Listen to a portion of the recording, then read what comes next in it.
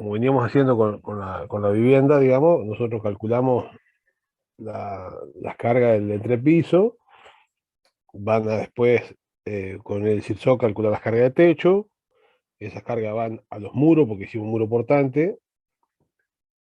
Si fuese otro tipo de estructura, digamos, si fuera estructura de hormigón, esas cargas de las losas y los techos irían a las vigas, y las vigas las llevarían a las columnas, y las columnas las llevarían a las bases, y ahí se irían al suelo. Como nosotros hicimos muros portantes, la losa directamente descarga sobre el muro. Ustedes van a calcular la carga que hay en el muro, debido al peso propio del muro de planta baja, el muro de planta alta, más la losa, que con la carga, peso de la losa, más la sobrecarga de uso, y eso va a ir apoyado sobre una fundación, que no va a ser bases aislada, porque no es, en este caso, no es un soporte aislado como es una columna, sino que son, es un continuo que es el muro. Entonces vamos a ver cómo sería la fundación de ese muro.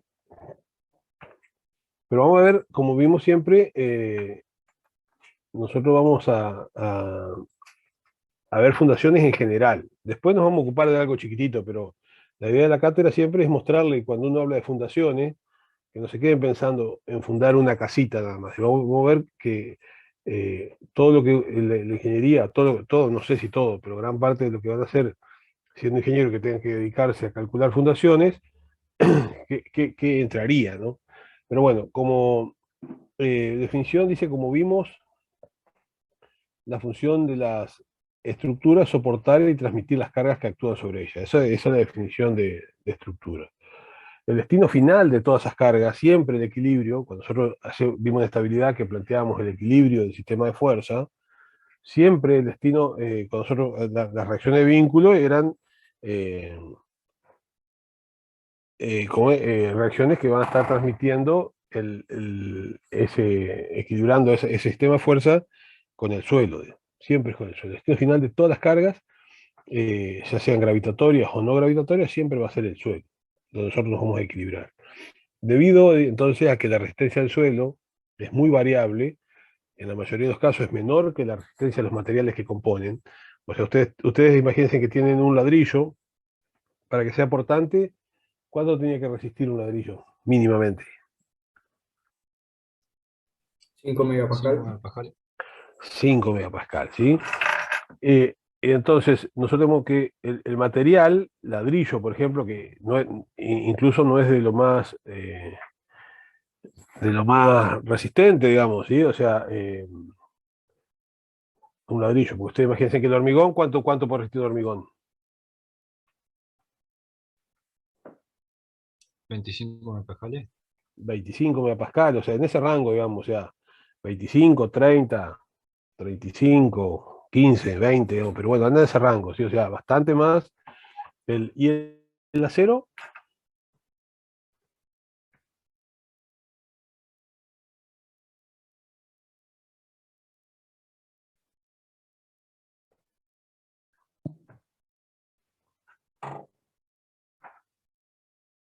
Hablábamos que más o menos 200 y pico megapascales, ¿sí? 235 creo que dice el reglamento de acero, digamos, que como toma como valor típico del código. Y bueno, después otra materia de estructura que tenemos es la madera, que anda más o menos como el ladrillo, un poco más que el ladrillo, 8 megapascales, 9 megapascales. Pero toda esa carga, o sea, ¿qué quiere decir que eso? Bueno, quiere decir que yo puedo venir con la fundación, o sea, perdón, con la mampostería, en este caso, que tiene un espesor definido, y llegar ahí abajo sin que se rompa el ladrillo con 5 megapascales. Igual no es eso lo que tiene que aguantar la pared, pero bueno. Y el suelo, ustedes van a encontrar que el suelo tiene resistencias mucho menores, excepto algunas excepciones, digamos, si usted tiene que fundar sobre roca, ya sería otra cosa. Pero en general el suelo, si vamos a pensar en nuestra zona, en todo Entre Ríos, o la mayoría de Entre Ríos y gran parte de Santa Fe y todas esas cosas, podemos pensar que una resistencia del suelo es menos de un megapascal. O sea, se andaría por 0,1 megapascal, 0,2 megapascales como una exageración. Entonces, eso es lo que dice acá. Debido a que la resistencia del suelo que es muy variable, porque puede variar de 0,005 a 5 o 6, digamos, megapascales, en la mayoría de los casos es menor que la resistencia de los materiales que componen la estructura. Entonces es necesario producir un ensanchamiento de la superficie de contacto para lograr una adecuada transferencia de carga, digamos. O sea, si ustedes tienen una columna que viene soportando, vamos a empezar de nuevo, que viene soportando 25 megapascales y está sometida vamos a poner a 20 megapascales, y la apoyamos sobre el suelo, ¿qué le va a pasar a esa columna? El suelo no resiste eso, entonces el suelo se va a hundir con la columna. Entonces, para lograr el equilibrio, en el caso de una columna, lo que hay que hacer es aumentar la superficie de la columna. Y eso es lo que es la base. O sea, le hacemos una cabeza aumentando la superficie para que el suelo, que resiste mucho menos, multiplicado por esa superficie más grande, nos dé una carga igual y de sentido contrario a la que venía trayendo la otra, a la que venía trayendo la columna. Entonces, se puede decir que el suelo empieza a formar parte de la estructura, ya que no solo recibe las cargas, sino que también interactúa con ella. Y acá interactuar quiere decir que hay suelos que también tienen algunas otras, no son como estáticos, por decirlo de alguna forma, sino que tienen, son suelos activos que por ahí pueden hacer el suelo empuje la columna hacia arriba, o que incluso algunos puede ser que vayan asentándose, digamos, y vienen produciendo asentamiento de un apoyo, y eso, si la estructura es isostática, ustedes imagínense que si usted tiene una estructura isostática, una viga simplemente apoyada, y bajan un vínculo porque se hundió, o lo suben porque el suelo se expandió, la estructura no siente nada, o sea, no le pasa nada. Pero si la estructura es hiperestática y se mueven los apoyos, aparecen esfuerzos, momentos, vectores, corte y normales, digamos, en la estructura, aunque no haya fuerza eh, externa aplicada sobre la estructura, ¿sí? O sea, aparecen esfuerzos en la estructura simplemente porque los apoyos se movieron, porque la estructura era hiperestática. Bueno, eso es lo que estaba diciendo recién, digamos, que interactúa con eso por medio del asentamiento y las expansiones. Bueno, entonces, ustedes van a tener una fundación parecida a un caso de esto acá. O sea, esto es lo más típico cuando uno dice vamos a hacer las fundaciones, o vamos a hacer las bases, o vamos a hacer los cimientos de una casa. Ustedes estas cosas se le imaginan. ¿Qué harían, por ejemplo, ahí para hacer un cimiento de una casa de esa? ¿Qué es lo que se les ocurre que harían?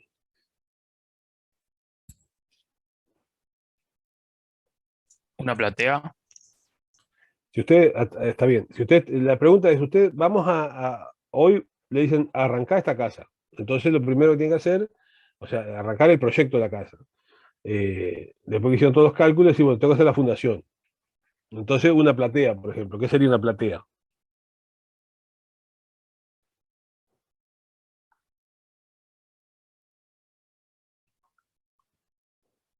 Y es una fundación que, digamos, toda entera, toda continua, que va todo por abajo de la casa. No, no únicamente, por ejemplo, donde cargarían las columnas, sino, digamos, todo uniforme, no sabría bien cómo Ujú. explicarlo. Pero reparte toda la carga bien uniforme en el suelo. Ajá. O sea, Sería como sería un como un plano piso. horizontal. Ajá. Sería como un piso, digamos, que sea donde reforzado, por decirlo de alguna forma, para que ahí se apoye la casa. Eso es lo que estarías diciendo vos. Y Sí, dijiste para que distribuya uniformemente las cargas de todo. Algo así dijiste, ¿no? sí. Bueno, es más o menos así, digamos, lo que es una platea. Ahora, ¿y qué te imaginas vos por platea, digamos? ¿Has visto alguna vez hacer alguna? Y hacer yo en persona no, pero me acuerdo que el año pasado vimos alguna foto y eso. Ujú. ¿Qué tiene de Bueno, diferencia la losa y la platea? y la losa es algo que uno, pues, cuando habla de losa, no está apoyado en el piso, ¿sí? Y la platea está apoyada en el piso. Esa sería, digamos, la primera diferencia. Lo que pasa es Ah, que claro. lo que yo quiero llegar es que lo que está diciendo el compañero me parece que más que platea de fundación, porque por ahí, como decía recién, que distribuye la carga uniformemente en el suelo, por eso preguntaban qué se imagina. Si usted se imagina que hace una losa, por ejemplo, de 10 centímetros de... Imagínense esta casa que tendrá, que es 8 metros por 6, vamos a pensar que tiene esa casa. 8 metros de largo por 6 de ancho, 48 metros cuadrados. Si ustedes a esa casa le hacen una losa abajo de 10 centímetros de espesor, y uno piensa que esa losa va a distribuir todas las cargas uniformemente en el terreno, es un error, ¿sí? Entonces, cuando uno hace el típico caso, no sé el que ha visto, las casas que hacen la fundación de las viviendas que hace el IAPB, por ejemplo, o que arranca haciendo una losita abajo de 10 centímetros y ahí arranca la casa. Entonces, eso no es una platea. Vamos a ver por ahí lo que es una platea, porque una platea sí sería la que se encarga de distribuir las cargas uniformemente en el terreno, pero si nosotros hacemos una losa de 10 centímetros, no podríamos decir que es una platea. O sea, lo común en la obra es que le digan que es una platea, pero eso técnicamente no es una platea. Vamos a ver fotos de lo que es una platea y lo que es una losa de fundación. Entonces eso sería una losita de fundación y sería una fundación del tipo empírica, ¿sí? O sea, uno puede decir hacer una losa de 10 centímetros, de 12 apoyada sobre el suelo, y le llamamos platea, pero en realidad no lo es, y nos quedamos tranquilos. Bueno, tranquilo más o menos, digamos, porque una losa de 10 centímetros ubicada debajo de esta casa no es para nada rígido. O sea, es como que si ustedes, imagínense que ustedes están sentados sobre una silla en el terreno, ¿sí? Y entonces la silla se hunde, porque llovió anoche, entonces la silla se hunde. Entonces, ¿qué deberían hacer ustedes para que no pase eso? Y poner una tabla. Hacer lo que dijimos que era la fundación, un ensanchamiento, ensancharle la superficie de contacto. ¿Sí? Una tabla sería una alternativa. Ahora, ¿y por qué no una hoja de papel? Una hoja 4 de resma. Porque no resiste. Ah, bueno, y no resiste, pues, bueno, eso es lo que, o sea, uno pensar que, por ejemplo, con cualquier cosa que sea horizontal así y tenga cierto espesor, uno puede pensar de que distribuye las cargas, eso es un error. La hoja no lo distribuiría la carga, pues la hoja se va a romper. Entonces, eso le pasa a la losa esa común que uno ve, como que dice, esto es una platea de fundación. Y en realidad no lo es. Vamos a ver alguna foto de platea ahora en un rato. Entonces, sí le llaman platea a esa losita de fundación que hacen de 10 o 15 centímetros para apoyar una casa de esta. Y funciona, en algunos terrenos funciona y en otros no ha de funcionar. Eso es así. Porque si la platea, cuando uno tiene un terreno que es muy activo, o sea, que se expande y se contrae mucho, y pone una cosa muy liviana arriba, o sea, imagínense que una casa de esta es liviana, distribuida por toda la superficie, o sea que cada centímetro cuadrado tiene muy poca carga, el suelo lo mueve para arriba como quiere. Y entonces ahí uno puede empezar a tener problemas en los lugares débiles de la casa. Un lugar débil de la casa, por ejemplo, es acá en la esquina del... Usted ve mi flechita acá, mi Sí, cursor. sí, se ve. Sí, Bueno, sí. acá, por ejemplo, es una zona débil, digamos, o sea, porque tenemos todo este muro y bueno, entonces ahí puede haber problemas. Si la casa se levanta una esquina o se baja una esquina por movimiento del suelo, entonces la casa se va a fisurar igual. O si no se llega a fisurar, digamos, es probable que esta ventana se deforme y entonces ya no cierra bien, o la puerta le pasa lo mismo, todas esas cosas. Entonces, bueno, eso es fundación, de eso vamos a hablar, pero no precisamente de platea, porque eh, es un tema, digamos, de una materia específica que usted va a tener, que es cimentación, digamos. Vamos a ver las más fáciles nosotros. ¿Qué otro tipo de fundación podría ser abajo de esa casa? Una zapata. Zapata. La zapata le llamás a las bases aisladas. Sí. Ajá. Pero eso debería tener columnas. O un Claro, encadenado sí. inferior con, Pilotes. con bases. Base, o sea, hacer las bases, sería la base enterrada, después se le hace un pedacito de columna y ahí, que se llama tronco de columna, ahí se le pone la viga de fundación y de ahí para arriba estaría la columna. ¿Sí? O sea, o no, o hacen la base con el tronco de columna, la viga de fundación y ahí arrancan con un muro portante, por ejemplo, también podría ser. ¿Sí? ¿Qué otra cosa Pero dijeron? si es un suelo que es bastante activo, es mejor capaz hacer encadenado, ¿no? ¿A dónde se encadenado? ¿Abajo? Inferior, claro, Bueno, yo dije viga de fundación y encadenado es lo mismo, ¿no? no sé.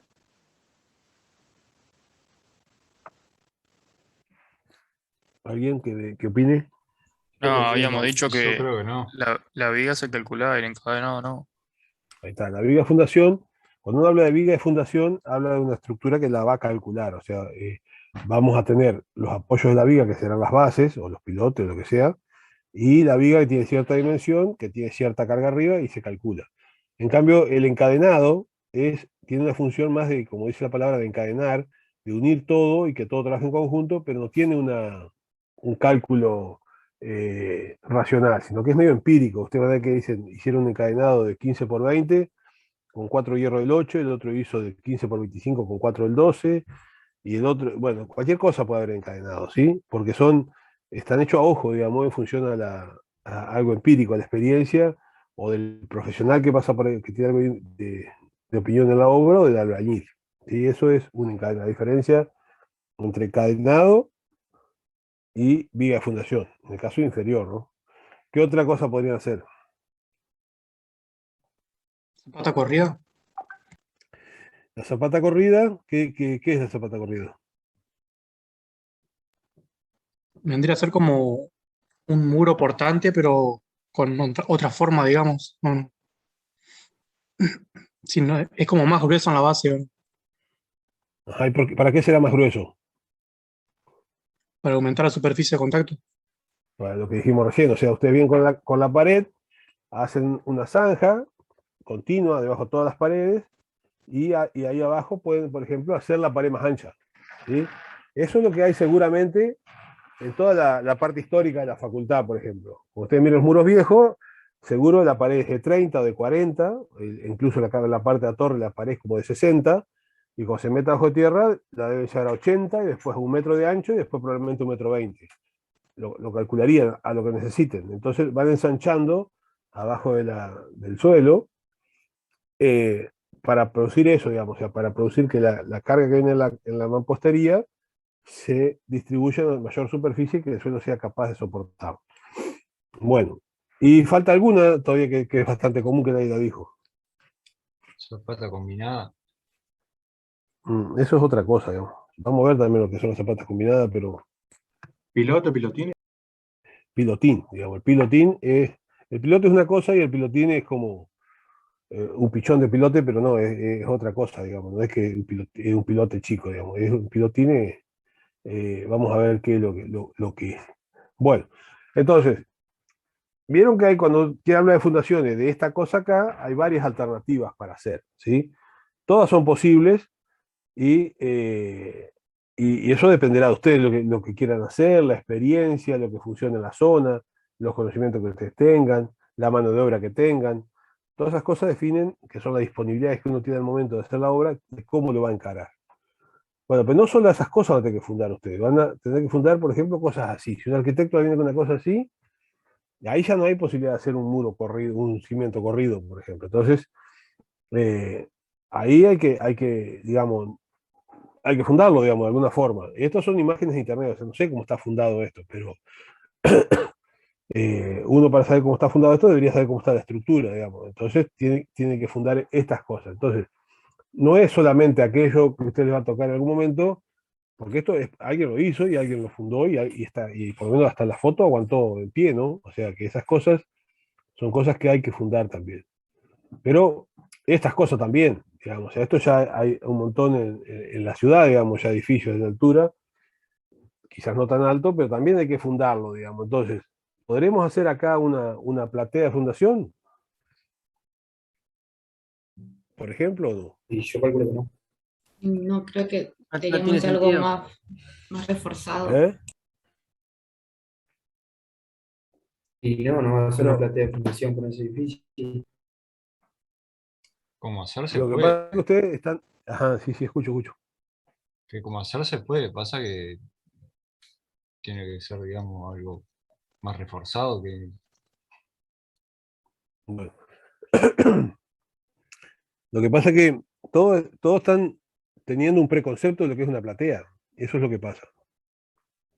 Se están imaginando que una platea es esa losita que dijimos, digamos. Entonces, por eso es que esto sí se puede hacer Profesor, platea. Sí, yo hice, cuando hice Civil 2, ya hace varios años, fuimos a una construcción y lo que yo vi era una platea y la platea no era para nada fina, digamos. claro. O sea, conceptualmente ustedes empiezan a hacer, por ejemplo, cuando tienen grandes cargas, hacen una base aislada, una zapata, como decían hoy.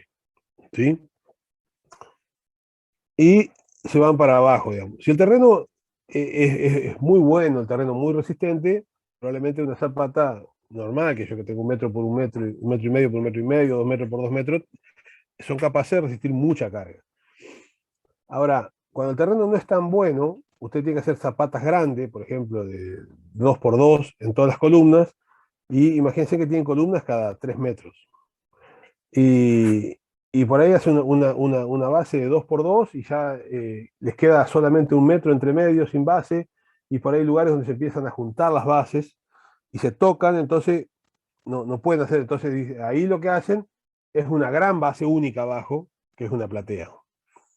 ¿Sí? Entonces distribuyen, pero una gran base única muy reforzada. Eso es una platea, no lo que se hacía abajo de la casita, que también es como, eso sería como decir una viga y una viga encadenado, digamos. De esas plateas que ustedes ven abajo de las casitas son soluciones empíricas, ¿sí? O sea, muy difícil de calcular, nadie las ha de calcular, pero sí una platea para esto, sí se puede hacer una platea, ya vamos a ver alguna imagen también se puede, hay otro tipo de fundaciones acá, o sea, uno puede hacer otra, siempre estamos hablando hasta ahora de plateas, bases y pilotines, son todas fundaciones que están actuando en la parte de arriba del terreno, en la parte superficial, pero uno podría irse más profundo, entonces empieza a usar pilotes, ¿sí? Que son otro tipo de pilotes que pueden tener distintas profundidades, qué sé yo, pilotes que pueden tener 20 metros, 30 metros, 40 metros de profundidad, depende del terreno que tengan, ¿sí?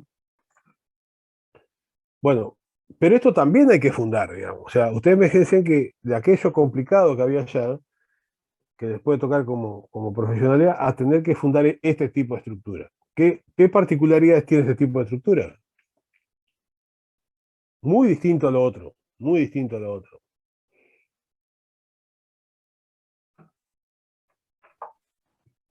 ¿Sería que el inconveniente acá no es el peso, sino que lo que se levanta, digamos, con el viento? El problema primer principal, que el mayor esfuerzo es que esto se quiere volar, ¿sí?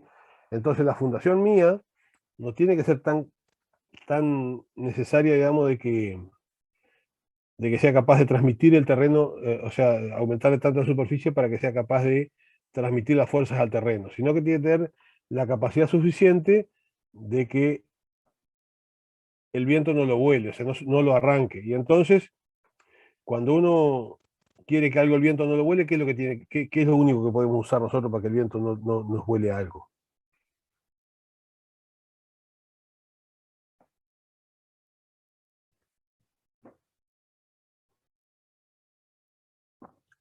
A ver, si ustedes tienen, por ejemplo, una hoja arriba de la mesa y hay viento y se vuela, ¿qué hacen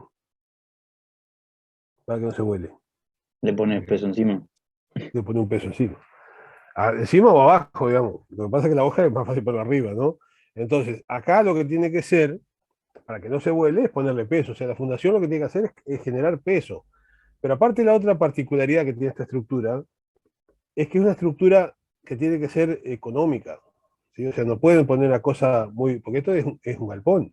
Un galpón que es una actividad rural, digamos, en la avicultura. Entonces, como tiene que ser barato, pero tampoco se tiene que colar el viento, entonces uno tiene que empezar a usar recursos de fundación, digamos, de ver cómo hacerlo, digamos. Y lo único que me lo sostiene acá a esto, que yo puedo confiarle por el viento, es el peso, solo el peso. Alguno podría decir, pero yo puedo enterrar un pilote, por ejemplo, un pilotín o un palo en el entierro del suelo y no resiste solo el peso, porque también hay rozamiento entre el suelo y el pilote. Pero en este caso no se puede considerar, porque este tipo de estructuras, por ejemplo, por ejemplo, no tiene canaleta, ¿sí? O sea, no hay canaleta que junte el agua lluvia. Entonces, toda el agua lluvia cae ahí. Y cuando es invierno, muchas veces, el lado que está en el sur, por ejemplo, gotea todo el día y está hecho un barro. Entonces, no hay rozamiento prácticamente entre la base y el suelo. Entonces uno tiene que fundar con peso.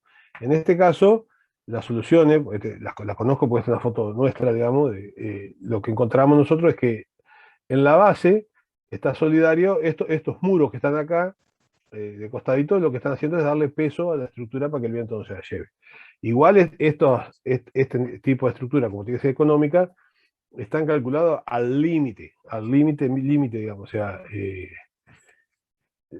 no, si usted le quiere aplicar todos los coeficientes de seguridad, no verifica, pero bueno, como es una instalación rural, funciona, digamos.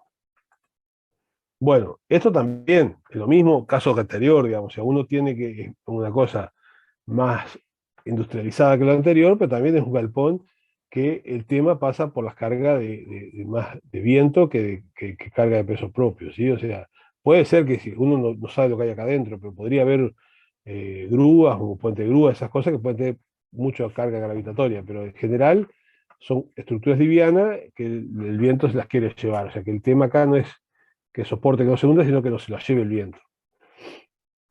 Esto acá, por ejemplo, esto sí, acá hay cargas gravitatorias importantes, digamos, porque uno cuando calcula el puente no es que calcula para un camión que hay, sino que va un tren de carga que se llama, que es bastante pesado, entonces uno tiene que calcular para eso. Más allá de que puede ser una zona que esté en una zona sísmica, esas cosas, aparte, ¿no? Pero si fuese que estamos en nuestra zona, que no hay sismo, es importante esto. Bueno, pero acá, por ejemplo, hay pilotes, uno puede hacer pilotes, muchos pilotes acá abajo del agua, después hacer un cabezal, como se llama lo que está acá, y después salir con la superestructura. Por ejemplo, los pilotes, cuando se hizo Brazo Largo Zárate, eran pilotes de 2 metros de diámetro y 60 metros de profundidad, ¿sí? Entonces, y un montón de pilotes abajo de cada columna, ¿sí? O sea, no uno, sino 10, 12, 15, 20 pilotes. Eso depende de lo que dé el cálculo estructural, ¿no? Pero bueno, esto también va a tener que ustedes que calcular y fundar. Esto también, digamos, si ustedes se van a trabajar a una zona donde haya este tipo de topografía, esto hay que fundarlo y les puede tocar, digamos, o sea, resolver este tipo de cosas. O sea, todas estas cosas hablamos de fundaciones cuando hablamos en ingeniería. Este tipo de estructura, que tiene una particularidad bastante importante, es que uno tiene que hacer una fundación que ande en este terreno acá, que ande en este otro terreno acá y que ande en aquel terreno allá. Entonces, eh, por ahí no puede ir cambiando, haciendo estudio de suelo en cada lugar donde uno va a hacer una fundación, sino que uno hace la fundación y dice, bueno, de aquí hasta 30 kilómetros podemos usar esta fundación, tenemos que cambiar o no. Entonces, todo este tipo de cosas es lo que uno tiene que hacer cuando tiene que hacer fundaciones también. Esto también hay que fundarlo, esto es bastante común, digamos, acá también es probable que haya pilote, pero acá hay mucha carga horizontal, entonces hay que tener que tomar ese esfuerzo horizontal. Bueno, esto es una presa de arco, digamos, que la forma hace que trabaje y que esté fundada sobre la misma roca de la montaña acá, digamos, pero también esto es parte de una fundación y todo lo que hay ahí como accesorios también hay que fundarlo. Esto, fundar bajo el agua, o esto, un muelle, por ejemplo. Fíjense, este muelle tiene una carga gravitatoria impresionante, digamos. Esto es impresionante, porque esto seguramente lo que hay acá atrás es mineral de hierro, y estamos hablando que acá tiene 15 o 20 metros de alto a una densidad que anda por las 3 toneladas por metro cúbico, digamos. Esto tiene unas cargas, esto es ser abajo un infierno de pilotes, digamos. Pero bueno, son estructuras que no se ven en las fundaciones, pero con tremenda cantidad de carga, ¿sí? Y esto otro acá, la particularidad que tiene este tipo de muelles, por ejemplo, como son, es que toman cargas horizontales dinámicas, ¿sí? O sea, el barco viene y choca contra esto, y bueno, entonces hay que fundar en esas condiciones, y eso tiene también toda una otra problemática. Bueno, todo eso que vimos nosotros, ustedes en la carrera van a aprender a calcular bastante esas cosas, ¿sí? Nosotros lo único que estamos, les contamos lo que van a hacer y vamos a ver alguna cosa para nuestra casita. Entonces, todas esas fundaciones que hablamos, que son de distintos tipos, se clasifican. Y entonces ustedes pueden tener, básicamente, fundaciones superficiales o directas, que son todas las que hablamos para la casita al principio, o sea, la platea, esa que ustedes decían, las zapatas aisladas, o la zapata, o alguno dijo zapata o base, no sé cómo dijo, los pilotines, el cimiento corrido, todas esas son funciones superficiales o directas. Después hay semiprofundas, superficiales, semiprofundas y profundas. La semiprofunda es rara, digamos, o sea, lo que generalmente se usan o son directas, que son todas esas superficies que hablamos, o indirectas, que son los pilotes, que van allá a mayor profundidad. Y semiprofunda, yo la verdad que nunca había que alguien haga alguna fundación de algún tipo de esa ahí, semiprofunda. O sea, uno hace pilotes o se queda arriba haciendo las bases. Estas superficiales, la que sigue superficial es la platea, pero una base, por ejemplo, que se excava a 2,5 metros, 3 metros de profundidad, siguen siendo superficiales. No quiere decir que se hacen solo en la superficie. Que si nosotros cuando fundamos el edificio ese que está ahí en Lucilio Pitiviletti, estaba fundado a 3,5 metros, y eso eran fundaciones superficiales, digamos, un edificio de 10 pisos, digamos, que ahí nos daba una tensión del terreno bastante importante, por eso se fundó ahí. Pero, por ejemplo, cuando alguna vez fuimos con la cátedra a visitar la obra del edificio de la Río Uruguay, que está hecho de frente al cementerio, ese está hecho con pilotes, por ejemplo. Tiene una fundación del tipo indirecta. No hay ni mejor ni peor, responden a cálculo del proyectista y a criterios del proyectista y a la disponibilidad que había. Esa que cuando hicimos el edificio nosotros en el año 2000, por allá, no había piloteras en la ciudad, y después ahora hay piloteras en la ciudad, entonces por eso es que uno por ahí opta por esta acá, porque es quizás un poco más rápida que aquella otra, y bueno, porque uno cuando hace las fundaciones por medio de zapatas aisladas, tiene que hacer la excavación para hacer la zapata, después tiene que hacer la zapata y después tiene que rellenar el pozo. En cambio, los pilotes uno hace la excavación y llena y ya está, digamos, no hay que rellenar con suelo el pozo. Bueno, la superficial o directa, como dijimos, el cimiento corrido, las bases, los pilotines, la platea. Y acá empezamos a ver.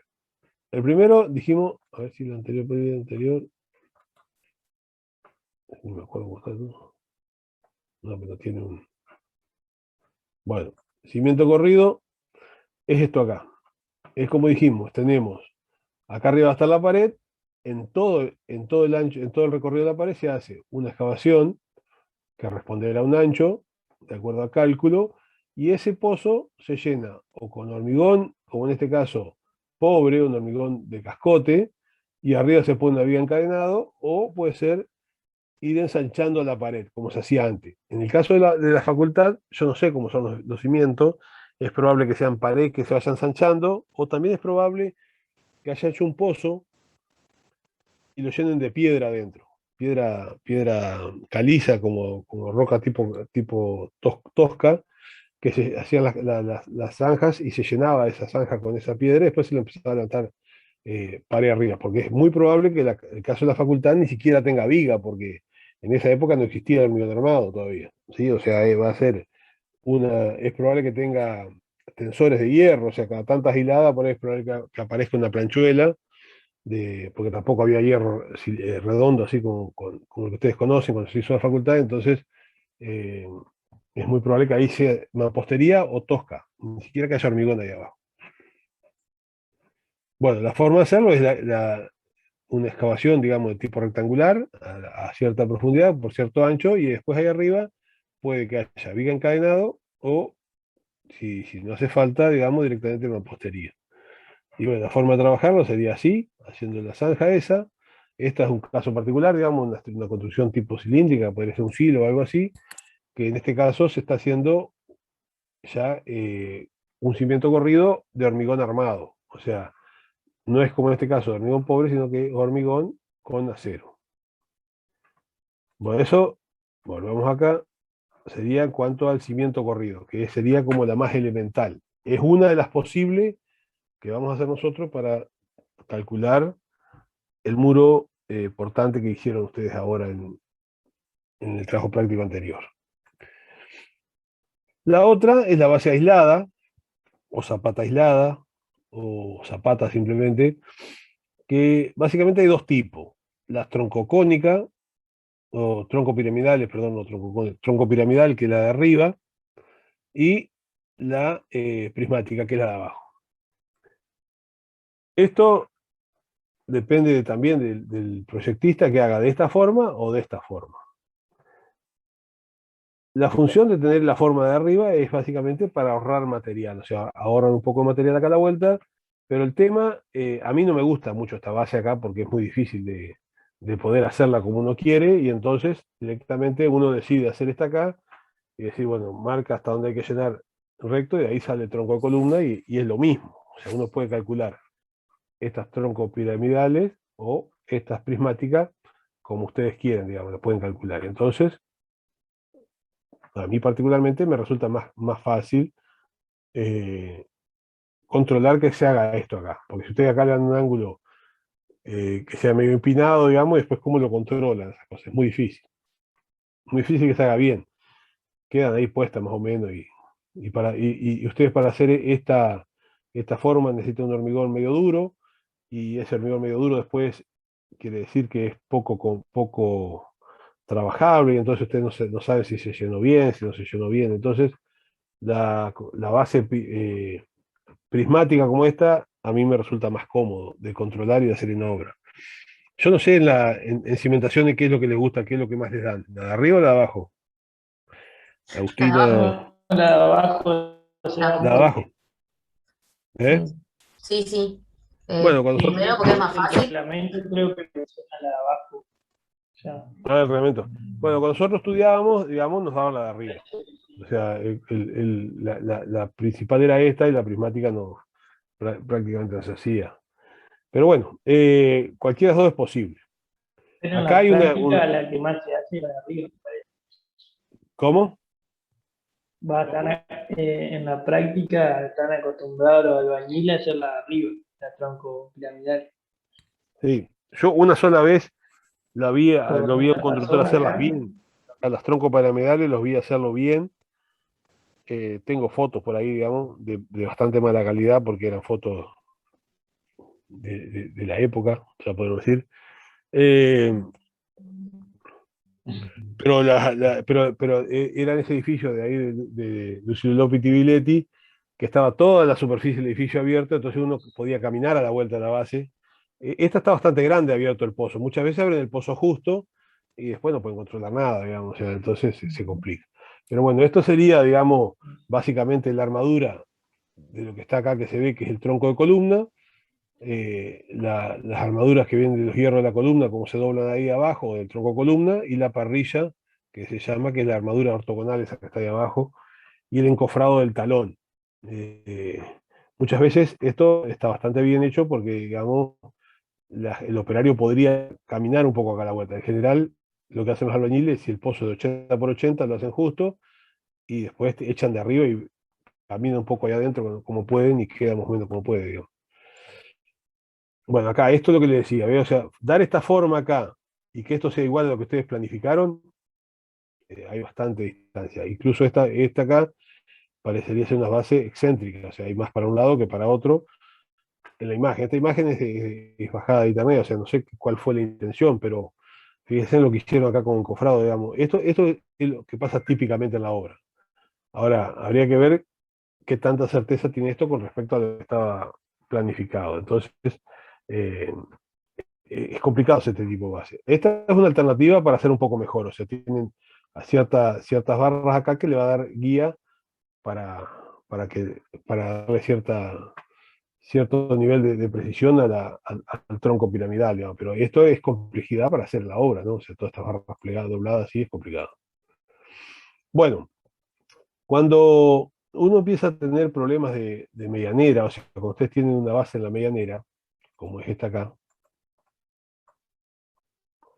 esta que está acá, ustedes piensen que la resultante de las cargas viene por acá, por el medio de las columnas, ¿sí? O sea, usted acá va a tener una resultante hacia abajo. Y si la base es rígida, y distribuye toda la fuerza en forma constante en la superficie, ¿por dónde va a estar la resultante de las reacciones? Que es toda una carga superficial.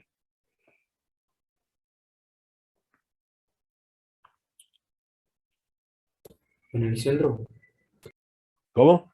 ¿En el centro de qué? O sea, la carga de la columna viene acá. de la columna. No, ¿para O sea, qué? en el centro de la columna. Para que me salió muy fiero el. ¿Dónde tengo para borrar yo acá? Acá. Voy a poner una flecha por acá, creo que puedo poner acá. O sea que acá viene la carga de la columna.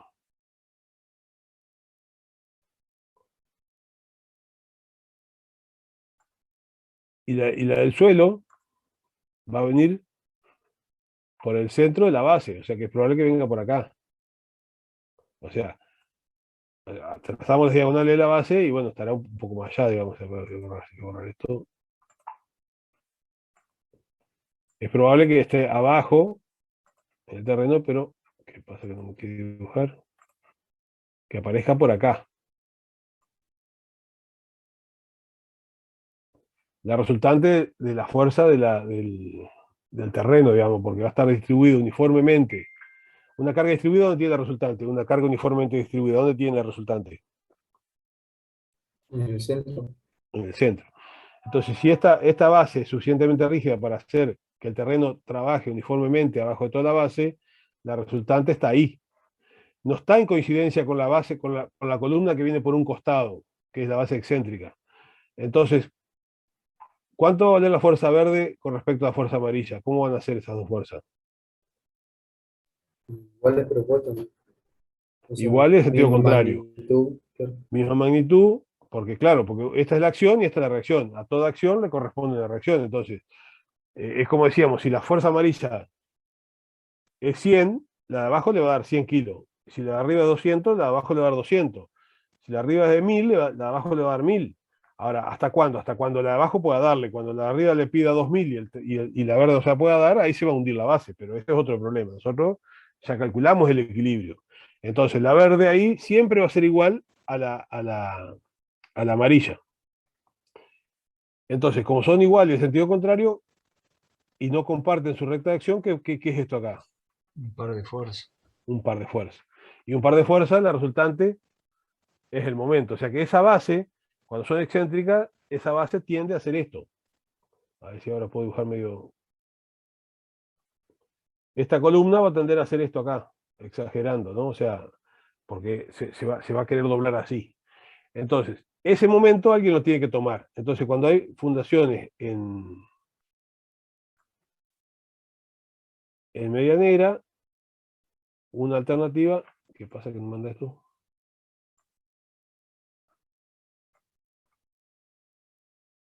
¿Cómo no manda más el PowerPoint?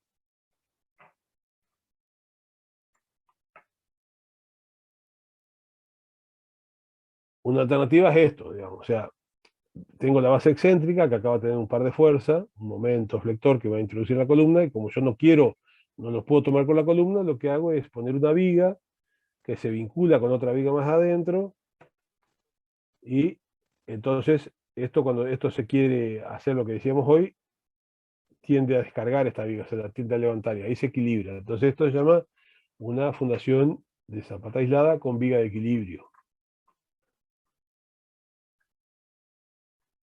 Esto es otra alternativa, pero sería, o sea, ustedes cuando lo ven en el suelo ven algo parecido a esto acá. ¿Sí? O sea, sería como esta sería la viga. O sea, acá lo que pasa es que podríamos estar mirando esta punta acá. La que tiene problema es la otra que está al costado. Si no, eso puede ser otra cosa. Bueno, esta es otra situación que se da.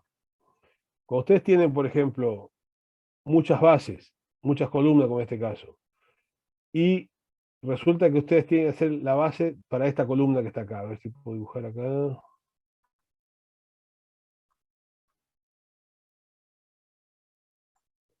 La base de esta columna es así. Y la base de esta otra columna es así. Y la de esta otra columna empieza a ser así. Se empiezan a. Y yo quiero hacer esta otra ahora y se superpone con esta otra. Entonces, cuando empiezan a superponerse las bases, que hay tanta base que se empieza a superponer, lo que ustedes van a ver en algunos edificios, quiero borrar esto, no puedo, ¿verdad?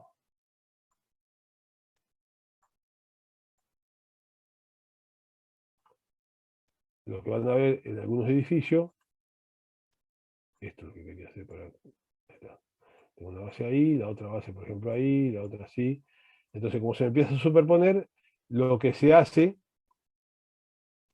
es esto que aparece acá, que es hacer, por ejemplo, en el caso 1, estas dos con una misma base. Esto se llama zapata combinada. Cuando es así, es zapata combinada. O sea que tiene una base zapata, incluye a más de una columna, que puede tener esta forma, o esta otra que es. Ya acá es más, empieza a parecerse a una platea cuando empieza a incluir. Si todo el edificio tengo que hacer el hormigón abajo, estaría hablando de lo que decíamos de platea.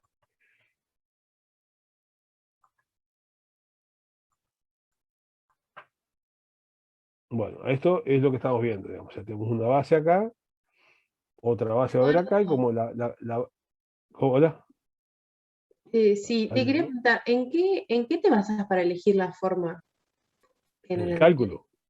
Ah, en el cálculo. El cálculo, sí, en el cálculo. Si vos te da, digamos, una cosa o la otra, vos ahí vas a ir haciendo, o sea, si decís, me alcanza unir dos de a dos, de a pares, tengo que unir de a tres, de a cuatro, de a cinco, eso es el cálculo. Vos cuando vengas con la carga, el cálculo te va a decir, o sea, vos tenés una base que tiene, las columnas están separadas cada 3 metros, por ejemplo, y tiene una base de 5 por 5, y si estas dos se tocan, o le falta poquito para tocarse, las hago juntas, o cosas así.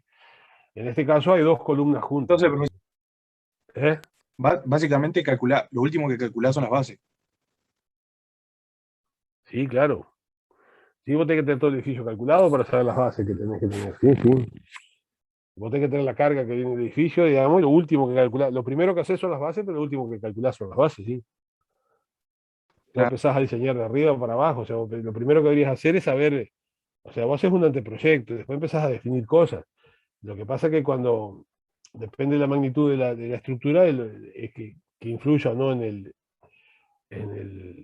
si usted hace un edificio de 10 pisos y arriba le ponen techo de losa o techo de chapa, influye poco de qué vaya a ser el techo después, digamos, ¿sí? Pero uno ya tendría que tener todo definido en las cargas, ¿sí? O sea, imagínate que tenés 15, 20 pisos y después arriba decís pongo chapa o losa, no te va a cambiar prácticamente nada, digamos, o sea, porque todo lo otro suma tanto que eso es poquito, pero siempre es así, vos empezás a calcular de arriba para abajo y llegas abajo y si te cambió algo importante arriba, tenés que empezar de vuelta. Por eso hay que ser ordenado en el cálculo y no olvidarse nada. Bueno, en este caso eran dos columnas que venían juntas y van a compartir la base. O sea, esta base va a trabajar en conjunto para las dos. Bueno, el pilotín es otro de las soluciones, pero ya el pilotín es más una solución empírica. O sea, nosotros vamos a calcular ahora algún pilotín, digamos, qué cantidad de pilotines, qué diámetro le vamos a hacer, qué profundidad, pero son cálculos bastante aproximados, digamos. O sea, que esto o cimiento corrido es lo que vamos a hacer. Entonces usted tiene una viga de encadenado y pilotín. Siempre las fundaciones posibles son pilotines con viga de encadenado o zapatas con viga de fundación. ¿Qué es lo que da la diferencia? El pilotín es una estructura que se hace, es empírica para empezar, el pilotín es empírico. Y uno lo hace cada que yo un metro y medio, un metro 80 como muy lejos. Un pilotín puede tener 1,80 m de uno al otro, pero ya como extremadamente lejos. Uno trata de que esté siempre alrededor del 1,5 m.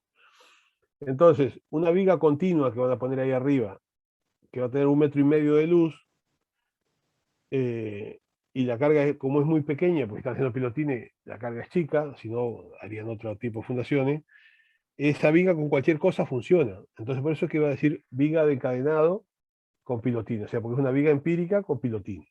En cambio, si yo voy a hacer zapatas aisladas, es porque ya estoy pensando en cargas mayores, y aparte las voy a separar mucho más, voy a poner una base cada 3,5 metros, 4 metros, y ya no es que es poca, entonces ya poca carga. Entonces uno tiene que, eso va a responder a un cálculo. Entonces hace bases aisladas con viga de fundación o pilotines con viga encadenado. Esas son básicamente las combinaciones posibles en este rubro. Uno puede hacer también cimiento corrido, como dijimos, platea, pero esto, cuando habla de pilotines, siempre habla de pilotín y viga de encadenado. Bueno, la forma de hacer los pilotines nunca superan los 2,5 metros de profundidad, 3 metros, digamos. Esta equipo que hay acá, que es un equipo tipo Yadora, digamos, tiene probablemente pueda ser 2,5 metros de profundidad el pozo, ¿sí? O sea, ya es un equipo importante eso, digamos, y una mecha bastante grande. Esto ya sería un mix entre un pilotín y un pilote. Pero, por ejemplo, esto acá podría ser hecho con esa mecha ahí, digamos. No llegan a ser pilotes, pero quizás son pilotines medio reforzados. Lo más común en obra ver es esto acá. Esto que ustedes que ven acá es lo que ven cuando hacen pilotines. O sea, están cerca, 1,5 metros, 1,80 metros, 2 metros por ahí, no sé, pero como mucho. Un pozo hecho en el suelo, digamos, con lo que generalmente se llama una pala bizcachera, que es una pala que van dando vueltas, si no es mecanizado, o sea, puede ser así. Y, a ver, espera un momento. Ahí está Alexander, que está con problemas de computadora, dice. Bueno, fíjense acá el Eduardo, encofrado. Ajá. ¿puede ser que abajo de esos pilotines se le ponga como piedra y se lo compacte eso y arriba ponen la armadura y después el hormigón? No sé no, yo no lo vi nunca eso, pero tampoco sé qué sentido tendría, digamos. O sea, vos estarías tratando ahí de mejorar la capacidad de carga de transferencia por punta. O sea, este pilotín, en general los pilotines trabajan por punta y por fricción, digamos. O sea, y por ahí un pilotín resiste mucho más, vamos a ver ahora cuando hagamos el cálculo, que es mucho más lo que resiste por fricción, digamos, por el rozamiento entre el suelo y el hormigón, que por punta, digamos. O sea, que agregarle y complicarla de esa forma, no lo veo yo. Por ahí sí lo que pueden hacer, me parece más, es hacer una cabeza abajo. Esa tiene una función, que ya vamos a ver cuál puede ser, que es más interesante que hacerle piedra. Pero, ¿vos los has visto hacer a eso? Sí, acá en casa se hizo una ampliación y creo que lo hicieron así. Voy a ver si consigo alguna foto, Ajá. porque no me acuerdo mucho, pero creo que era algo así, sí. Ujú. Bueno, acá, fíjense que estas son estructuras muy sencillas. Fíjense que el encofrado que pusieron acá son unos ladrillos, simplemente para que no se, porque tiene que llegar a ese nivel. Y bueno, eso es lo típico, una obra común del pilotín. Acá arriba hay una viga encadenado y es lo que se ve. Bueno, esto acá, Eduardo, sí, cuando se hacen los pilotines que después se le hacen encadenados, las vigas encadenadas, digamos, y después se llena, eso, ¿viene algo para echarle, o sea, cuando vos llenás, para que el cemento, digamos, para que pegue con las vigas encadenadas? Porque yo he visto ponerle que cuando llenan, o sea, primero hacen las vigas encadenadas, después del tiempo llenan, y como que eso después busca separarse. ¿nos llenan qué cosa, decís vos? Los pisos, digamos, ¿Los qué? cuando, o sea, hacen las vigas encadenados y después cuando llenan para hacer los pisos, digamos, El el contrapiso. hormigón. Y sí, eso, Claro. bueno, claro, Contrapiso, yo. el contrapiso. Sí, sí, el contrapiso. Y bueno, eso sí, seguramente se despega por una cuestión de contracción, o sea, primero que no se va a pegar nunca, o sea, lo único que vos haces es cuando tenés la viga de encadenado y la estás usando de encofrado de lo que va a ser el contrapiso, si vos querés que eso quede todo unido, lo cual no quiero decir que sea mejor ni peor, digamos, o sea, yo no lo dejaría unido, digamos, o sea, lo dejaría, vos podrías dejarle pelos a la viga para después poder darle continuidad, pero eso no es lo que se hace normalmente.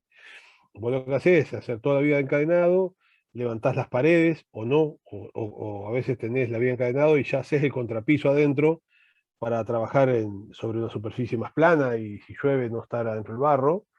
Entonces haces el contrapiso a la semana, 2 semanas, y ese contrapiso va a llenar ese hueco, pero cuando se seque, por una cuestión de contracción de los materiales, esto se va a separar.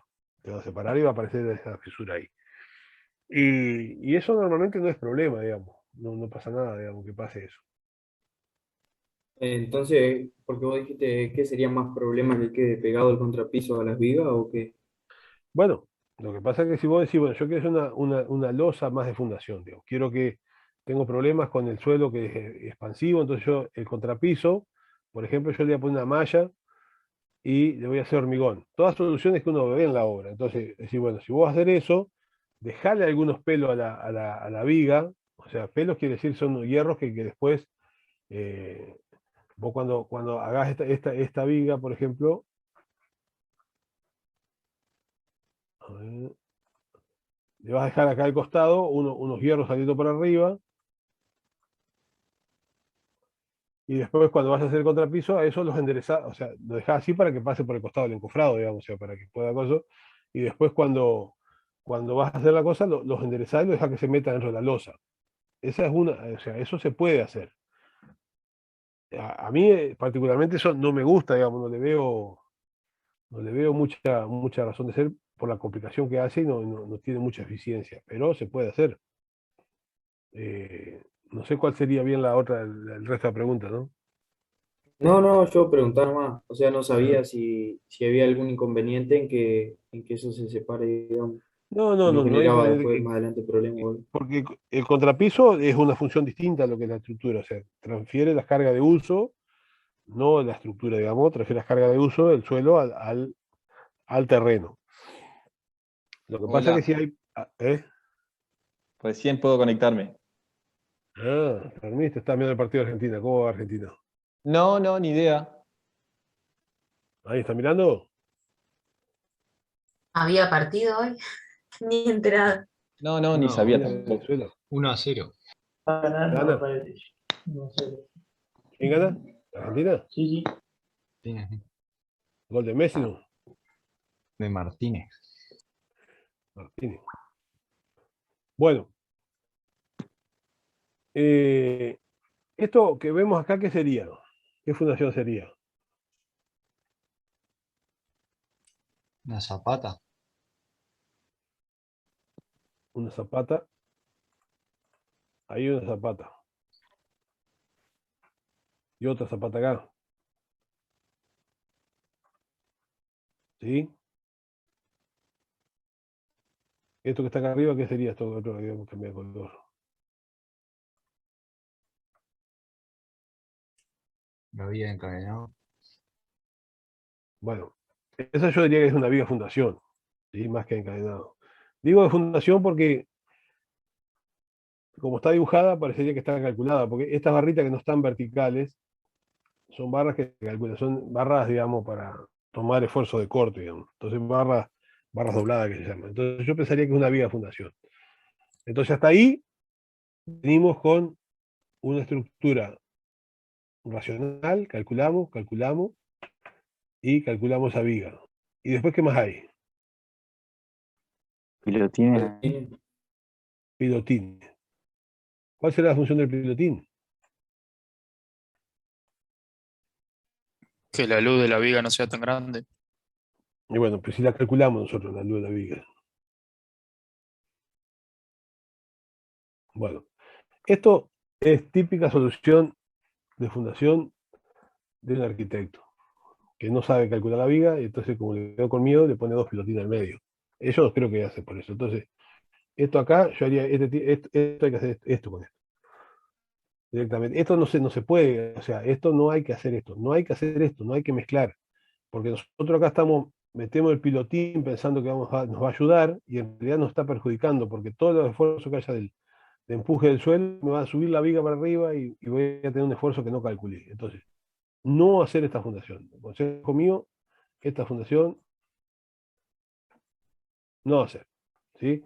O hago pilotines, si creo que ya se las va a aguantar, o si necesito bases aisladas con vía de fundación, hago las bases con la vía de fundación. Pero mezclar pilotines con bases aisladas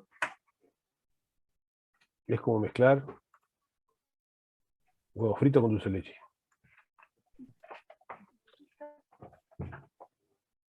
¿Estamos? Poder se puede, pero no queda rico. Obviamente que se puede hacer, si la quieren hacer y lo hacen, está bien. Yo no lo haría, digamos, no lo recomiendo y no tiene... A ver un poquito. No trabajan igual. Pero No trabajan es igual. verdad que los arquitectos lo suelen usar, incluso los profes que son arquitectos acá en la Facu suelen recomendar este tipo de fundaciones. Pero los profes de cimentaciones dicen que no. Así que, bueno, de Bueno, poco ustedes también quieren hacer caso, si el curandero va al médico, eso también siempre no puede hacerlo, también, ¿no? totalmente. Así que eso se puede hacer. Pero Mariana no recomienda esto. No, creo que es Verónica la que lo suele usar. ¿No? Me acuerdo que me lo hicieron agregar en una casa, digamos. No. Hay que Pasa negarse a que esto. a veces mezclan y funciona, porque bueno, funciona Claro, igual, el y tema es que entonces tenemos parece que sí. cimentaciones en quinto y la casa la diseñamos en cuarto. Claro, Pero, claro, eso pasa, claro, sí, eso pasa, digamos, o sea, bueno, pero pero no corresponde, digamos, mezclar dos tipos distintos de trabajo de fundación. eh, no corresponde, esto no está bien, digamos. Esta imagen está acá para que traten de acordarse que esto no hay que hacer, digamos. O sea, de consejo mío, esto no lo hagan, no hacen esto, la base aislada con la viga de arriba, calculada, cada 4 metros, 5 metros, una viga de 6 metros, de 7 metros, de 8 metros, de 10 metros, no es problema, la calculamos, y si hay plata para hacer el hormigón, que tampoco es mucho más caro una viga de 10 metros, porque lo que lleva la base y lo que lleva la columna, en vez de estar para abajo, va a estar para el costado, digamos. O sea, no es que, Sí, en algún lugar obviamente va. que en algún lugar va la estructura. Si usted la calcula en la estructura y es racional, si hacen base 4 metros cada 6, les va a dar más o menos la misma cantidad, porque les da, los esfuerzos son de cierta magnitud. Obviamente que lo que no puedo hacer es venir con una columna, por ejemplo, si acá tenemos una columna, voy a hacer una flecha. Acá tenemos una columna, acá tenemos otra columna y pusimos una base. Ahora, si yo tengo una columna acá al medio, eso ya no es racional, porque yo tengo que, esta base, esta columna, lo más racional es que siga largo y vaya al suelo ahí, no que venga y que pegue la vuelta y venga a terminar un poco acá y un poco acá, digamos. Eso no es. Eso andar paseando las cargas por la estructura no es racional. A veces no queda otra que hacerlo. No queda otra que hacerlo, por ejemplo, porque si esto no fuese planta baja, digo fundaciones, pero acá habría un local comercial y quieren que sea grande, digamos, uno no puede poner columnas acá, entonces tiene que hacer una estructura grande acá y llevarla, se llama estructura de transiciones. Bueno, pero bueno, no estamos yendo. Esto no hay que hacer. Y ahí, Eduardo, ahí si la zapata no es excéntrica, digamos, ¿es necesario la vía de fundación o se puede no hacer? Pero si vos la vía fundación es para tomar la carga de toda la mampostería de la planta baja en este caso.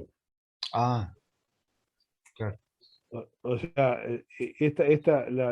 porque la losa de la planta alta y la pared de planta alta, seguramente en este caso viene la viga de planta alta y ahí viene las bases acá, pero toda la pared que está entre esa viga y la otra viga viene a esta acá y de acá va las columnas.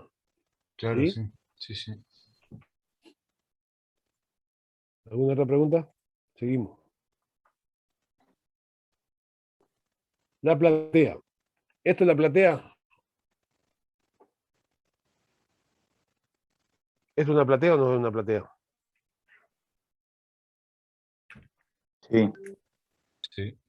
Esto es lo que decíamos nosotros, que pensábamos que es platea, que es lo que hacen en las casitas de APB, digamos. Yo considero que eso, vos le podés llamar platea porque habría que buscar la definición de platea y seguramente la cumple, pero estructuralmente esto es más una losa empírica que hicieron a nivel de fundación que una platea, ¿sí? O sea, pero es lo que se ve. Esto sí ya tiene más pinta de platea, porque fíjense que acá abajo de las mamposterías empieza a haber vigas que son las que se van a encargar de dar rigidez a la cosa y de poder distribuir un poco mejor la carga en forma uniforme, ¿sí? Ahora, esto no tiene rigidez de nada, o sea, esto tiene un poquito de rigidez, pero frente a los esfuerzos del suelo es una hoja de papel, como dijimos, puesta abajo la pata del banco, ¿no? De la silla. Quizás el nombre más correcto sería una platea flexible, que sería una clasificación de las plateas, pero Ujú. como para agregar. Bueno, Eduardo, esto- y Ujú. cuando hablan de platea flotante, entonces, ¿a qué hace referencia? Pero ¿quién lo dice eso? Y no sé, o sea, cotidianamente en los albañiles y eso. Los albañiles. Y bueno, son definiciones del folclore de obra, digamos. No, un término, digamos, popular, digamos, que uno no puede decir es esto. Probablemente flotante, o sea, la platea flotante es porque está apoyada sobre el suelo, o sea, no. Y Sería como la una platea losa, funciona. digamos. Capaz que Bueno, comúnmente lo que le llaman la losa esa, como la izquierda, digamos. de izquierda, claro, eso es una platea. Lo que le llaman platea, lo que decimos, como decía ahí Agustina, poner que sea platea flexible, porque esto es realmente flexible. Esa platea se forma de todos lados. Contrapiso Ahora, parece fíjense, más. ¿eh? Parece más un contrapiso que una platea. Claro, un contrapiso hormigón armado podría ser, y ahí arrancar. Mm.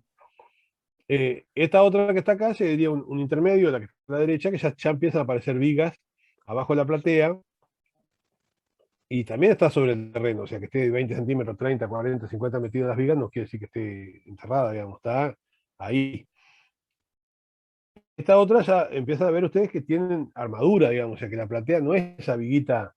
Y fíjense que viene la columna acá, aparece unos refuerzos dentro de la platea, está todo lleno de hormigón, y no hay una base abajo, o sea, termina ahí la columna, o sea, es una cosa superficial, es flotante, como se llama si querés, pero cuando van a ver, esto ya es para una estructura un poco más importante, o sea, esto trae cargas, se ve que trae, que es cosa, bueno. A ver qué eso está acá. Bueno, ahí está en el proceso de hormigonado, lo que se conoce como platea esta, pero ven, esto, si no hay viga, no hay rigidez. Bueno, hasta ahí estamos entonces con ese tipo de estructuras que son superficiales. ¿Preguntas de eso?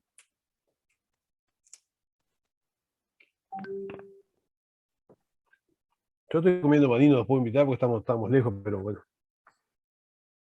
Cuando hacen Sí, una steel framing, ¿les ¿sí? hacen platea o son supuestamente una platea o no?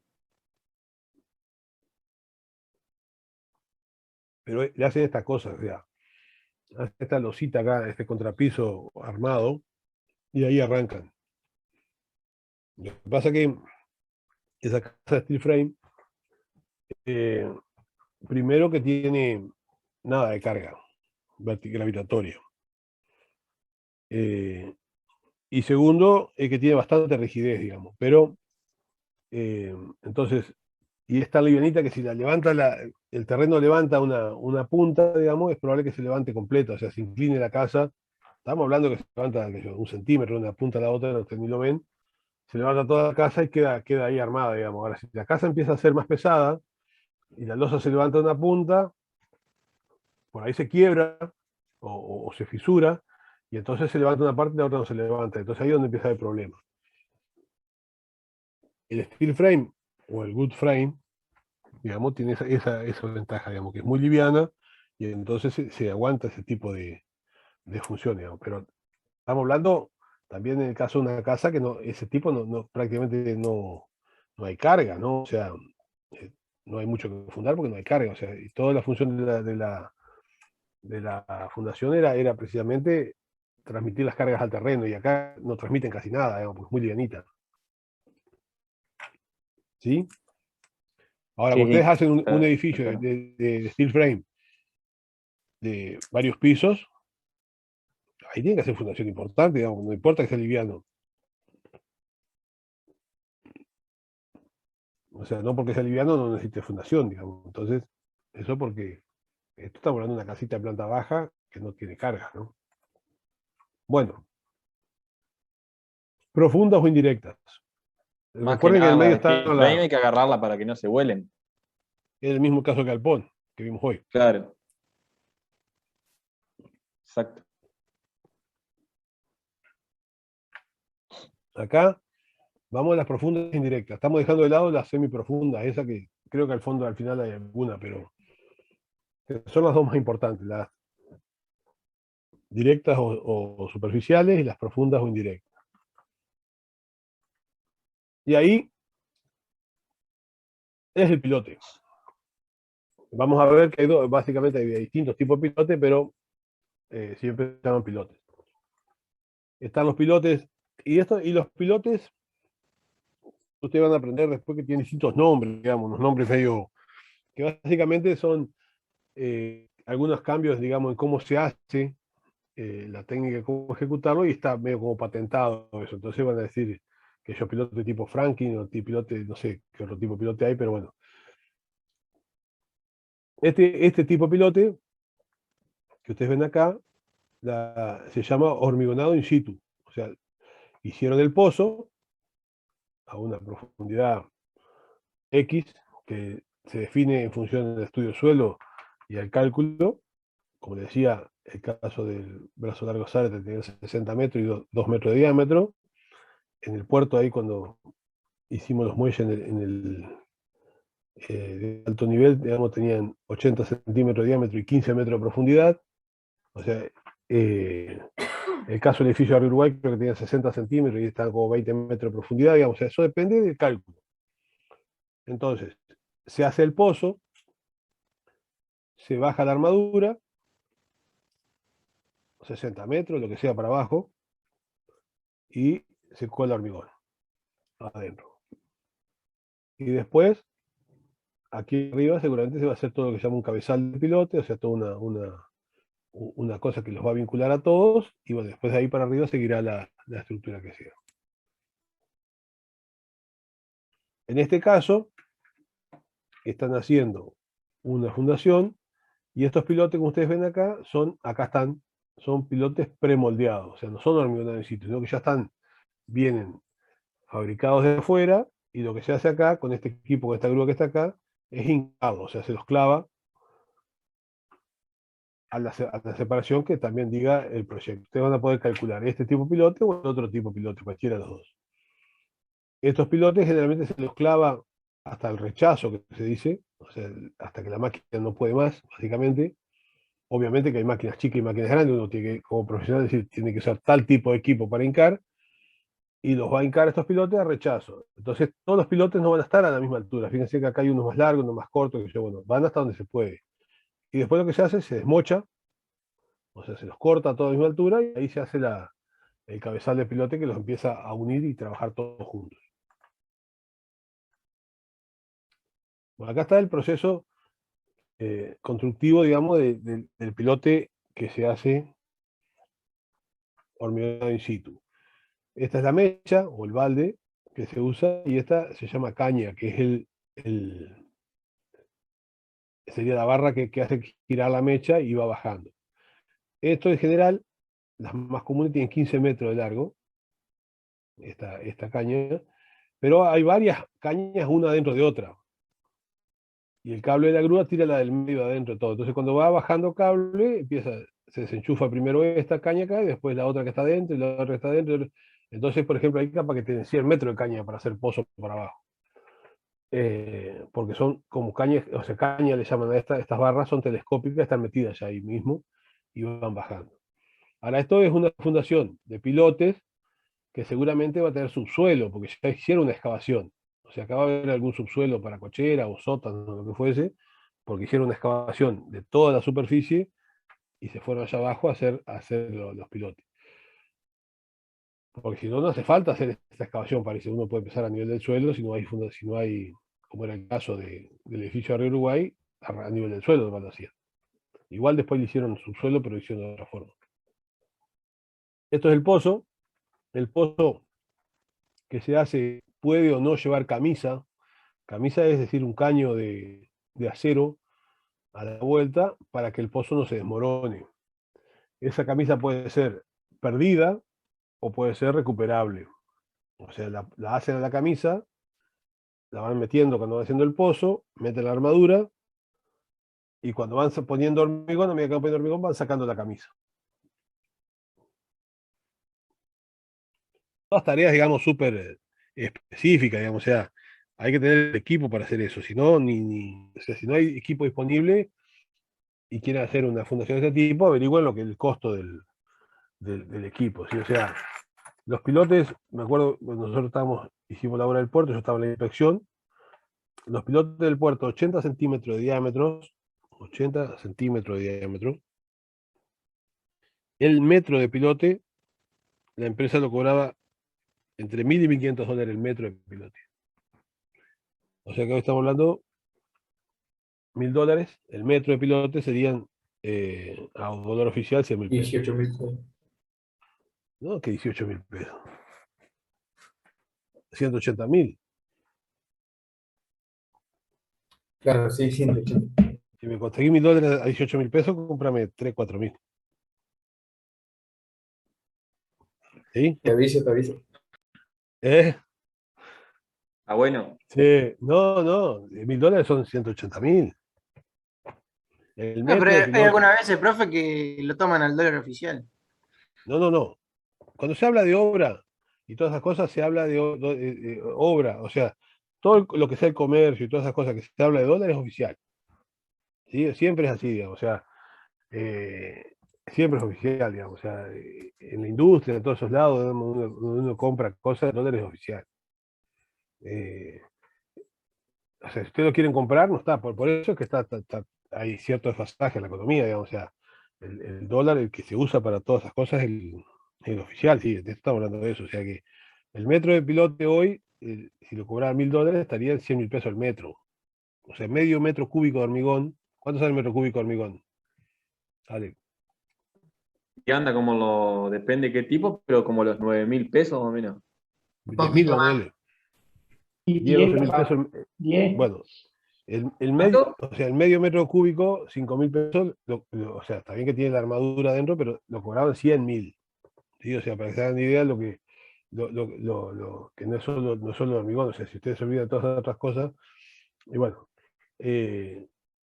anda por ahí el precio, más capaz, digamos, del metro de pilote, pero lo que pasa es que necesita todo equipo específico, todo Claro. equipo específico, la armadura no es común, hay que, todo vamos a ver algún video después por ahí de eso. Bueno, ahí están bajando la armadura dentro del pozo, una grúa que baja esta armadura, ahí está la armadura colocada, acá está el pozo, fíjense, acá tiene camisa este pozo, acá se ve que tiene todo un aro de chapa ahí porque está el pozo.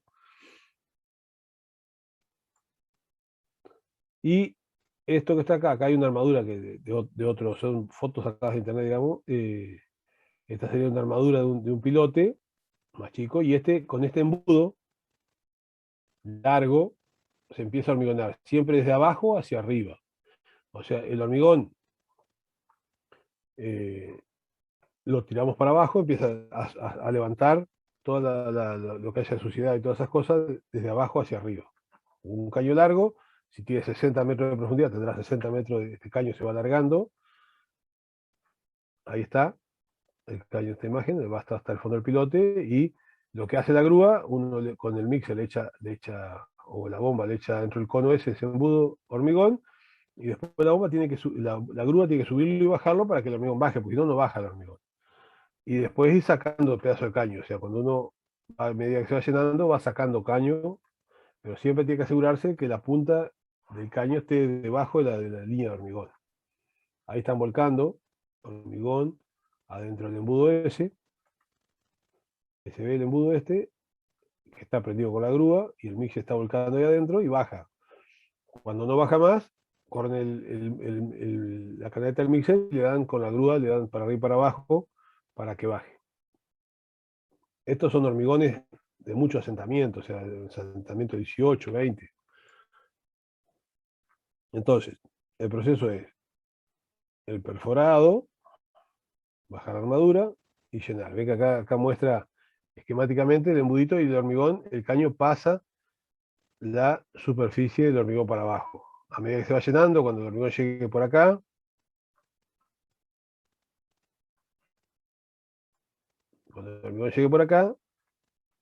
Lo que van a hacer es levantar este caño, sacar un tramo y que la punta del hormigón quede acá abajo siempre. Pero no se puede hacer que la punta del caño salga afuera del hormigón.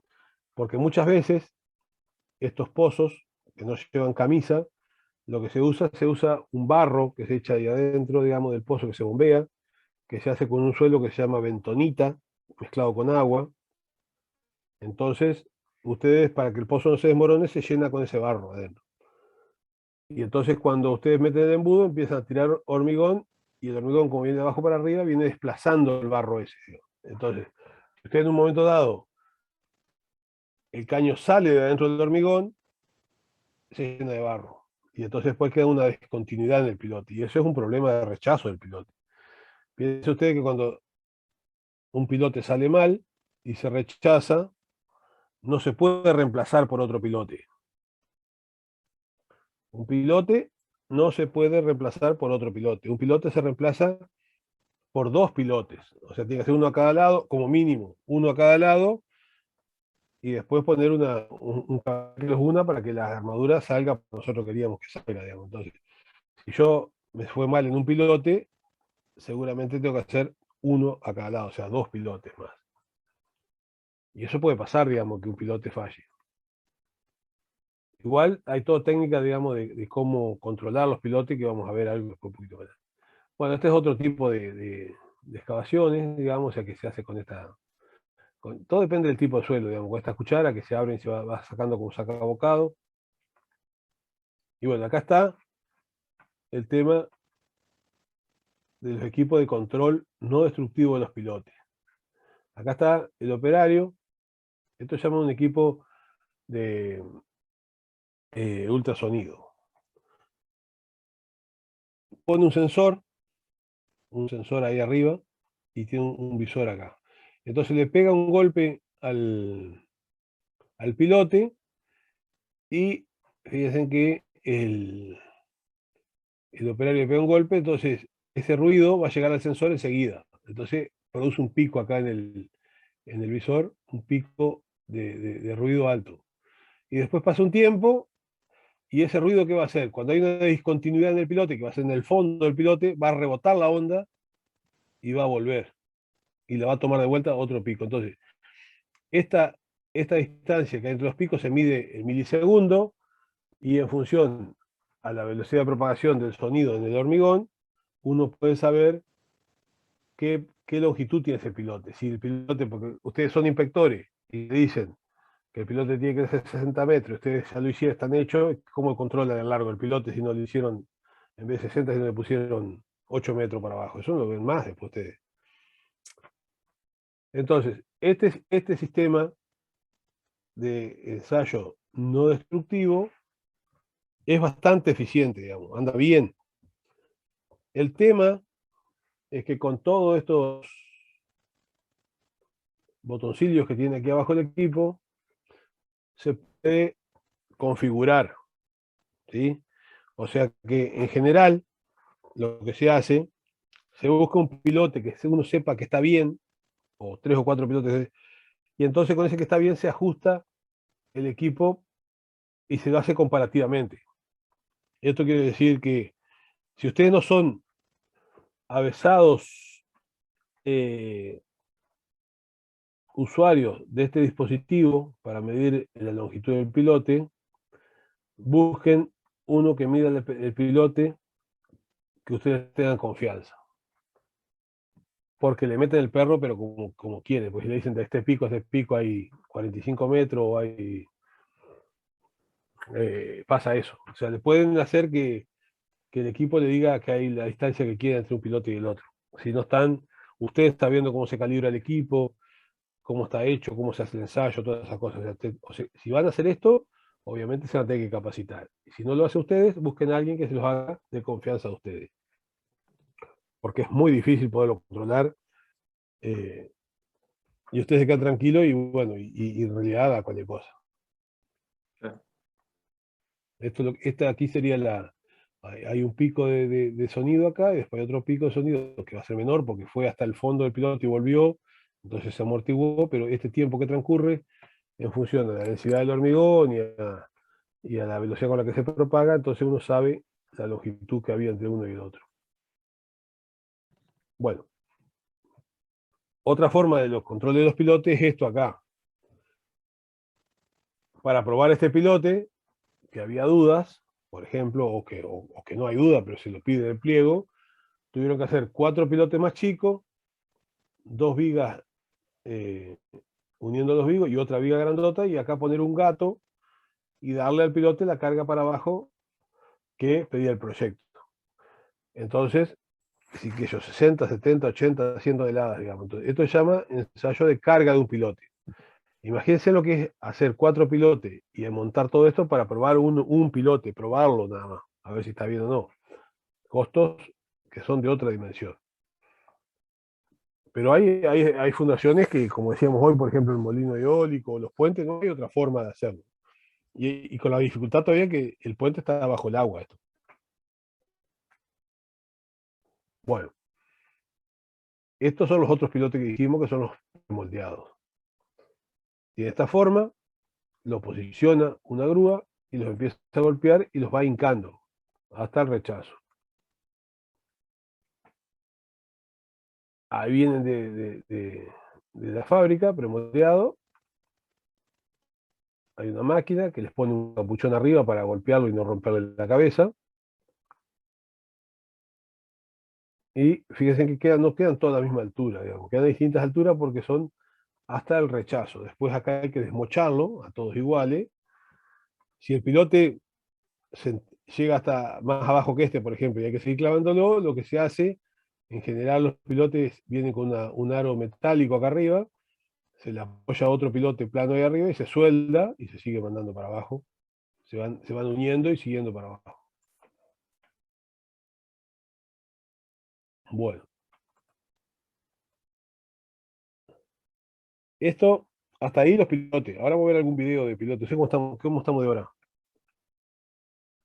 Nos queda como media hora. Media hora, sí. Bueno, esto es la fundación semiprofunda que por ahí yo nunca vi hacerla, digamos, que es el Pozo Romano. Es una fundación que se usaba antes, cuando no había pilotera, pero ahora ya está en desuso. Y es como un pilote muchas veces hecho a mano, porque fíjense que está cargando el suelo para arriba. Le podían o no hacer algún encabezamiento abajo y después se hormigonaba. Acá ven que allá está el operario por allá abajo. No hay que ser claustrofóbico precisamente para estar ahí adentro, pero bueno, es lo que pasa.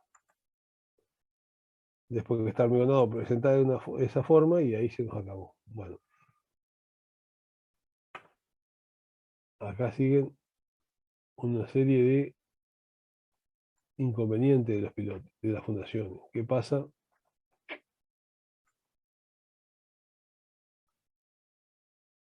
¿Qué me pasó acá? Bueno, ahí, ¿qué tipo de fundación tenía ese edificio que se cayó ahí? Pilotes. Pilote del tipo hormigonado in situ o hincado habrá sido esto.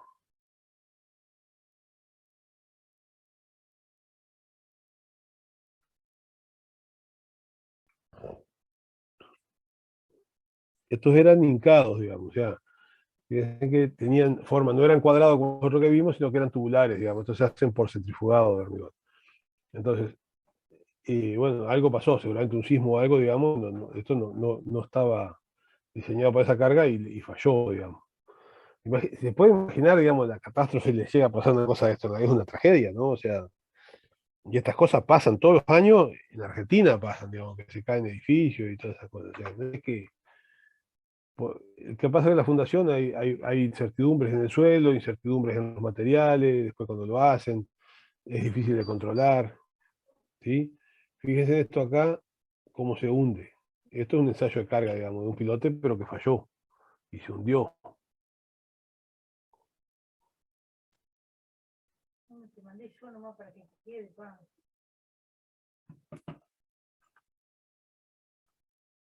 Bueno, fíjense esto otro acá. Este eran una autopista con pilotes, eso sí, ya abandonados in situ, están todos los pilotes que se quebraron todo, también por sismo. ¿Qué arreglo tiene eso? Ninguno. La dinamita. Hay que tirar todo. Un kilómetro de autopista, esto no sé cuánto estará, pero una ruta común estaba hace unos años $1.000.000 el kilómetro, así que esto va a estar 4, 5, 10 millones de dólares el kilómetro. Imagínense que cae esto, no está bueno, ¿no? Bueno, acá esto es una falla, digamos, o sea, estaban los pilotes acá abajo, un cabezal de pilote, y arriba de ese pilote estaban las pilas del puente, o sea, las columnas del puente. Es probable que aquí abajo haya más que 4 pilotes. O sea, hicieron varios pilotes más y después hicieron el cabezal este que los unió a todo y después hicieron esto. Y fíjense que acá falló por alguna cuestión, digamos, de socavación o algo, falló y se hundió. Y problema muy difícil de solucionar, digamos, ¿no? Hundimientos, otro hundimiento. Bueno, acá está el mismo edificio que estaba allá, que está caído hace de otra forma. Acá está seguramente otro hundimiento durante una demolición. Bueno, yo creo que hay alguna pregunta. Eduardo, en la foto de la base del puente que está partida, Ajá. la de la 46, ahí, ¿qué pasa? ¿Eso se arregla o...? Porque eso no se trata, o sea, se arregla o No se se te sigue entiende, Gael. usando. Bueno, si se dan cuenta, arreglarse es medio difícil, digamos. O sea, lo que se puede hacer es una verificación de que, no, de que aguante la carga y se sigue usando, digamos.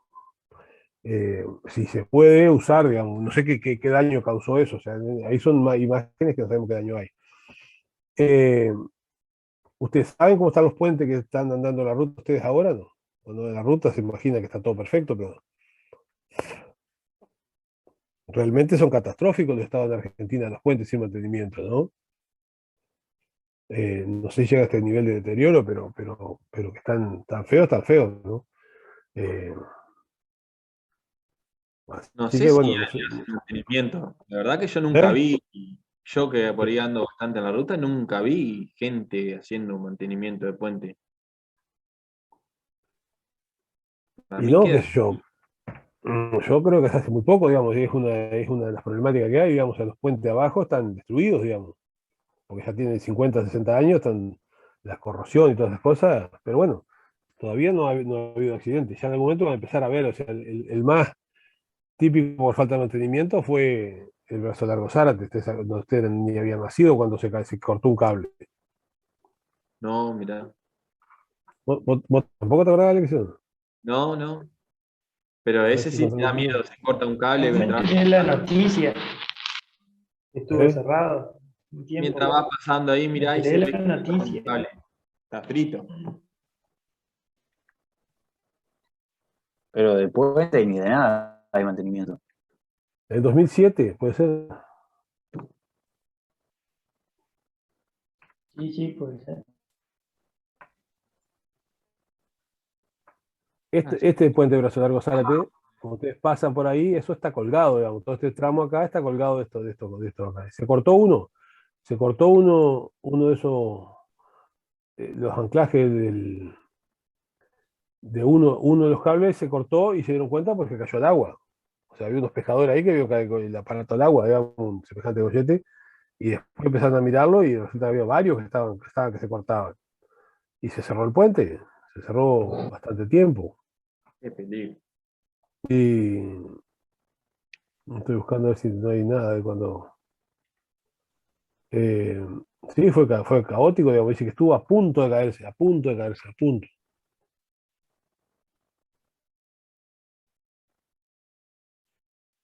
No hay nada de esa época, ¿no? ¿En qué año nacieron ustedes? Que no.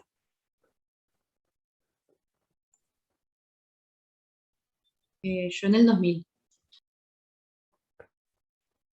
Bueno, esto fue entonces, en 2007, sí, 40. O sea, uno de estos cables se cortó el anclaje acá abajo y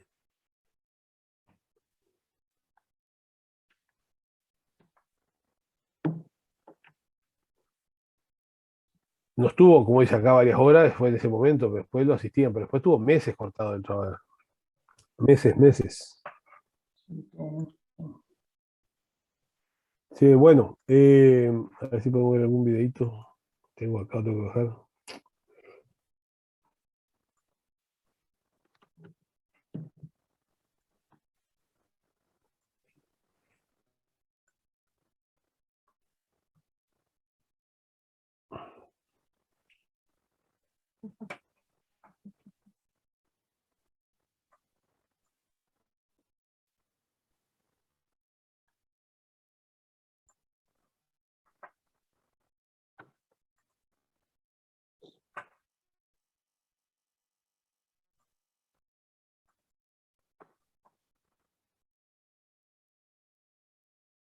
Adentro.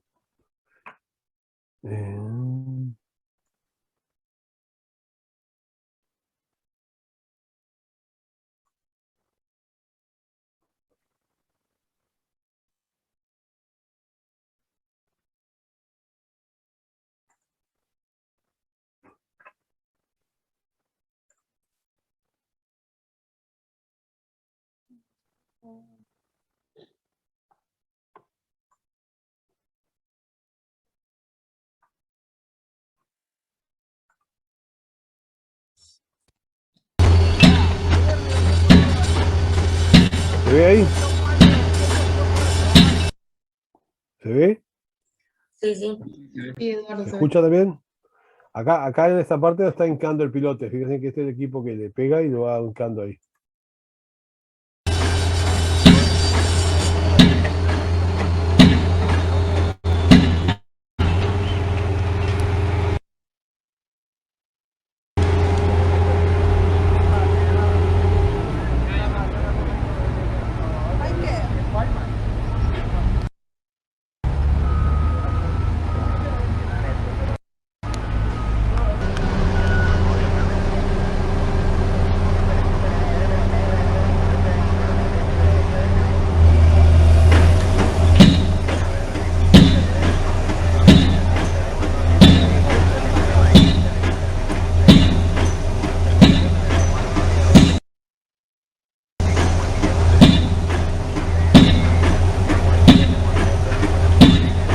Esta de izquierda están los pilotos que están esperando para ser colocados.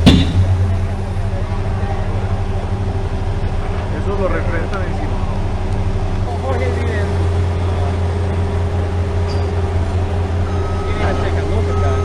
Levanto el traje.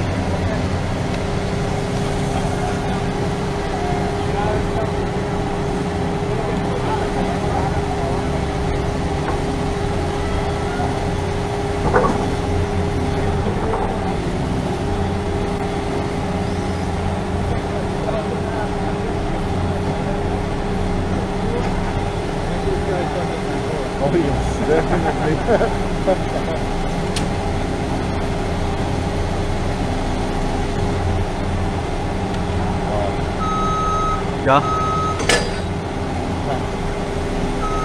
¿Qué? ¿Cómo lo mordió? Ahora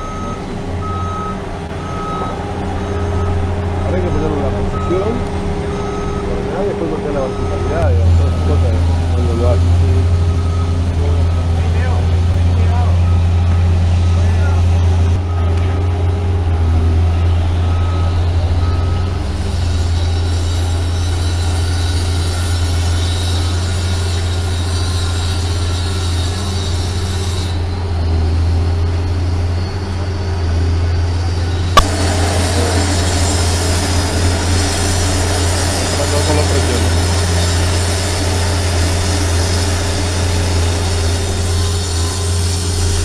Me rompen mi tanque probando los pilotos. Se le dijo. Se les dijo, se les advirtió que se iba a romper. Sí.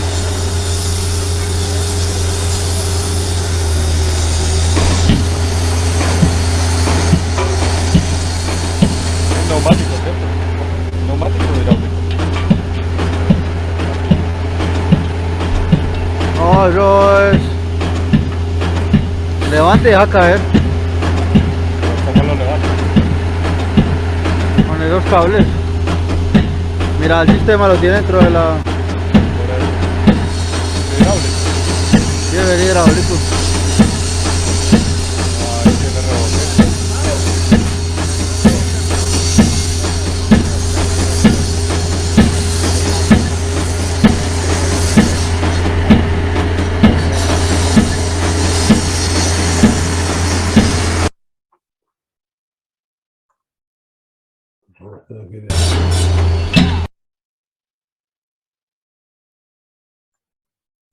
Es que no sé ni lo que son los videos estos son. Dice, mira, entre el minuto y medio.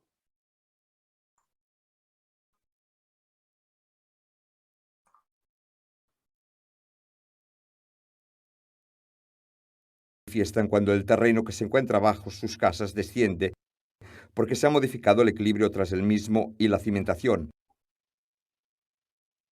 Se trata de un equilibrio fundamental que garantiza la estabilidad y seguridad del edificio en el tiempo.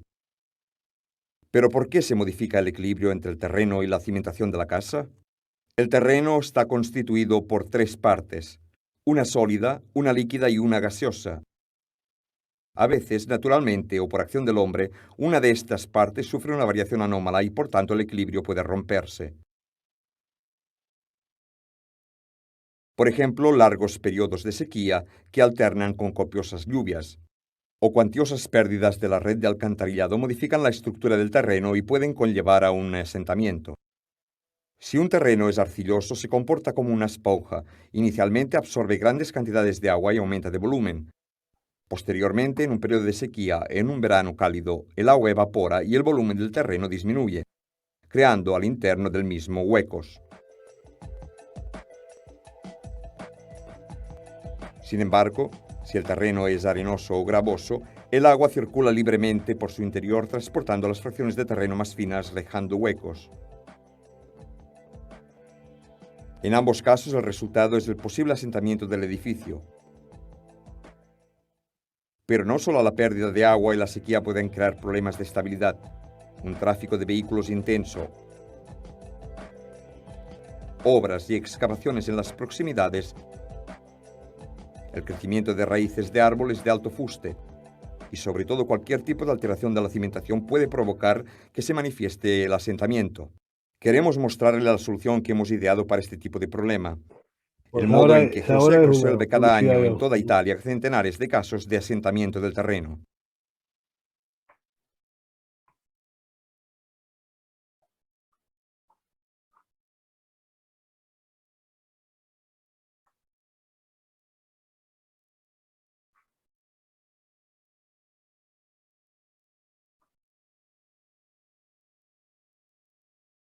Hola, soy Vicente López Mateo, profesor de la Universidad Politécnica de Valencia y voy a presentar el objeto de aprendizaje titulado Cimentaciones con pilotes en edificación, en el cual vamos a ver a nivel básico las características de estos elementos constructivos.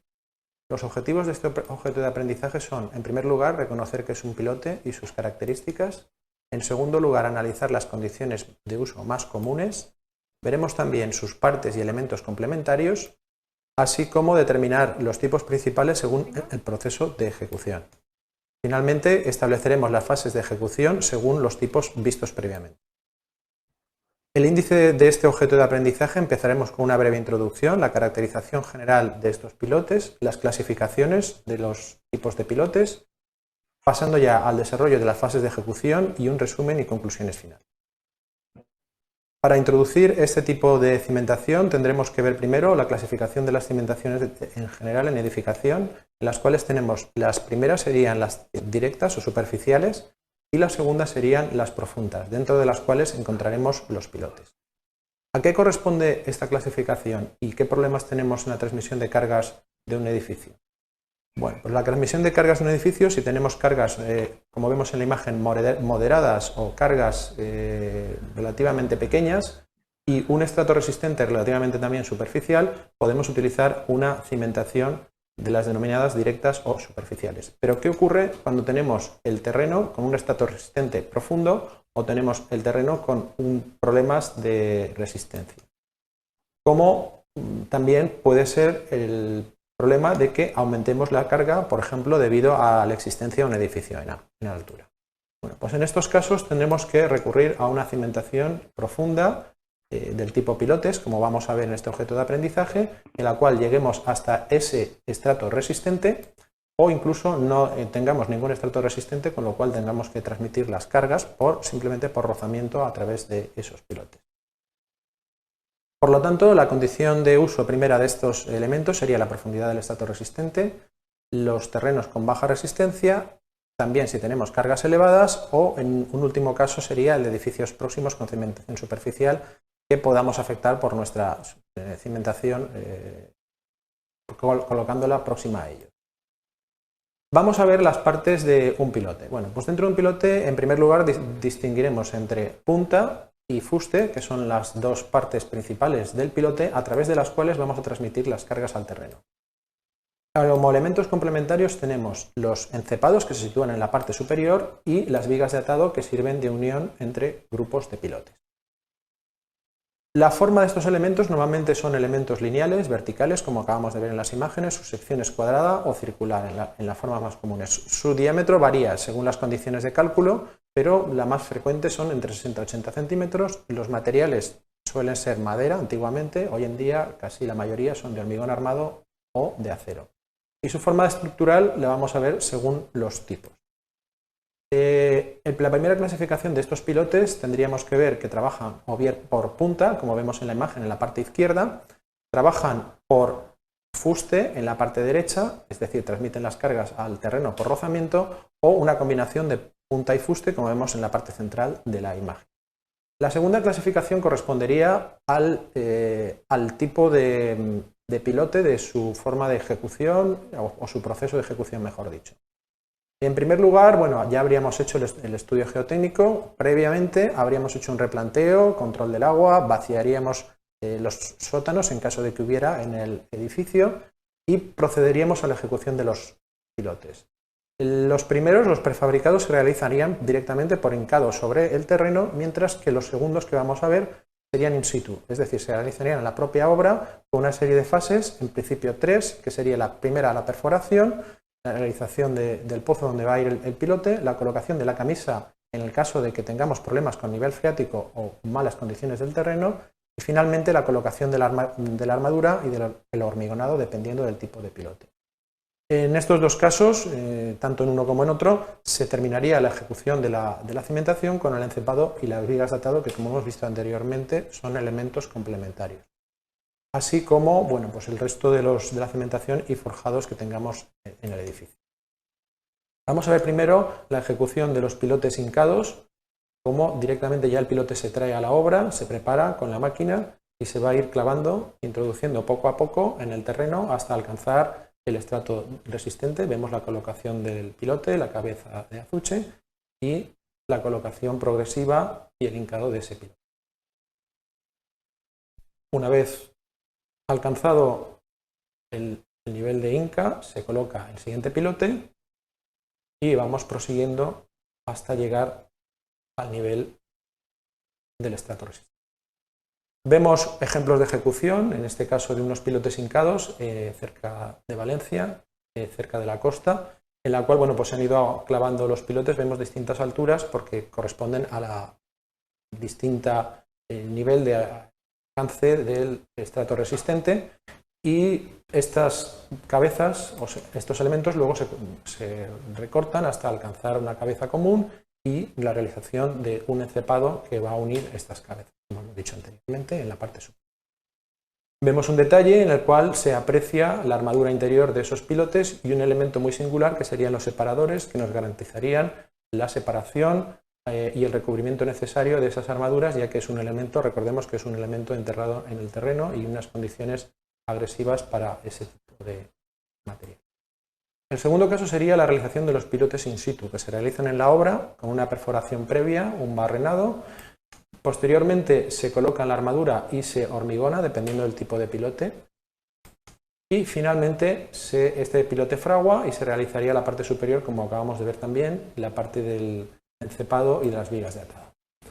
Vemos también aquí imágenes de la realización de estos pilotes en un edificio en la Universidad Politécnica, en la cual tenemos la máquina de la barrena para la realización de la perforación. Vemos cómo se va poco a poco extrayendo el terreno y esa barrena se va introduciendo en el terreno, desplazando a los lados esos elementos del terreno. Y luego en esta diapositiva, en la parte izquierda, vemos la colocación de esa armadura y la introducción por los operarios, como podemos ver en esta parte de la imagen, de la armadura hasta la parte final. Finalmente, bueno, pues se van realizando pilotes en otras zonas y vemos aquí la hormigonera, la borda de hormigonado y a la parte izquierda, sobre la hormigonera, podemos apreciar esas armaduras. Esas armaduras hay que verlas en detalle y ver que tienen una armadura longitudinal y una armadura transversal, normalmente en espiral, y nos deja unas esperas en la parte superior para luego conectarlas con el encepado. Esas serían las esperas. El encepado es la parte superior que une o ata esas cabezas de los pilotes y sirve para recibir posteriormente en su parte superior los pilares con los cuales continuaremos la realización de la estructura del edificio. Vemos en detalle la armadura de esos encepados, una armadura en dos direcciones, es un elemento muy rígido, y vemos la colocación de esos encepados, ahí tendríamos el encepado, y la colocación a continuación de la viga de atado. Bien, vemos este proceso en detalle. Normalmente se puede desmochar la parte superior de los pilotes, que se habrá mezclado la tierra con el hormigón, o se podría eliminar esa última parte.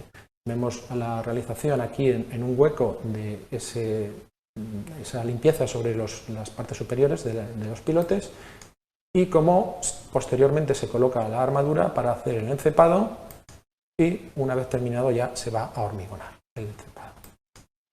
Tenemos para finalizar este último caso en el cual vamos a ver los encepados también, este es el replanteo de esos encepados y de esas vigas de atado, como vemos aquí, y estamos viendo emergiendo las cabezas de los pilotes que van a ser picadas, van a ser demolidas y posteriormente se va a colocar sobre ellas como elemento de atado esas vigas para ir conformando finalmente la unión entre los elementos de los encepados y las vigas, con la conclusión que vemos en esta imagen. Bien, hemos visto a través de este objeto de aprendizaje, para finalizar, el uso y la necesidad de pilotes como una cimentación profunda. Vemos también la descripción y los elementos principales que tienen esos pilotes, así como sus características, dependiendo de uno u otro tipo, la clasificación que hemos establecido en cuanto a su forma de trabajo estructural y proceso de ejecución, y hemos visto concretamente también los elementos complementarios que los acompañan y que finalizan toda la cimentación. Espero que este objeto de aprendizaje os haya servido y sea útil para vuestra formación.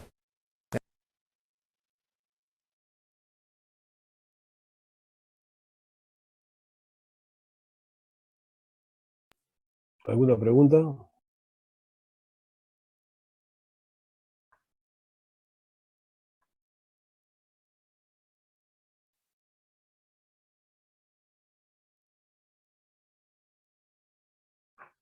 ¿Se durmieron? Ya Yo se tengo fueron una, unos pero cuantos. De mi parte, no hay pregunta. yo tengo una, pero mía, simple nomás. Sí. A lo que hace referencia. Sí. ¿Cómo, Viga de cómo? atado sería lo mismo que, o sea, que una viga de fundación, ¿no? No, bueno, ahí porque lo que pasa es que no se ve bien ahí, no, pero lo que hacen es como una riostra, o sea, hacen que como son pilotes profundos para abajo, es como que vos tengas algo clavado y arriba está como suelto, loco, digamos. Entonces lo que hacen, lo atan de arriba para que estén todos juntos. Y eso es la viga. Este video sería el hormigonado de un piloto y los otros.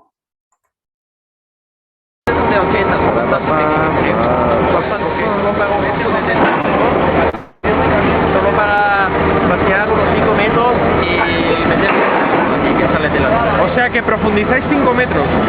Los pilotes tienen 10 metros. Ah, 10 metros. Pero vaciamos después el fondo solo 10 a 5 metros. Porque el pie del pilote tiene que quedar enfocado. Claro, sí, exacto. La idea...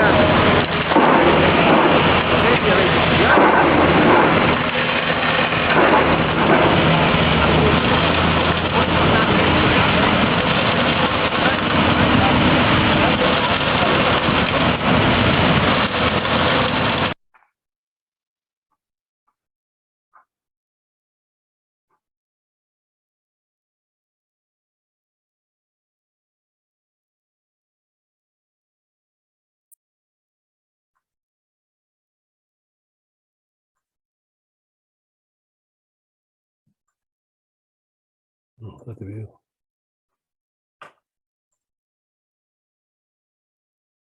Bueno, hay un montón de videos que buscan ahí. Busquen en todo caso algún video de eso. No sé si hay alguna otra pregunta sobre muros portantes.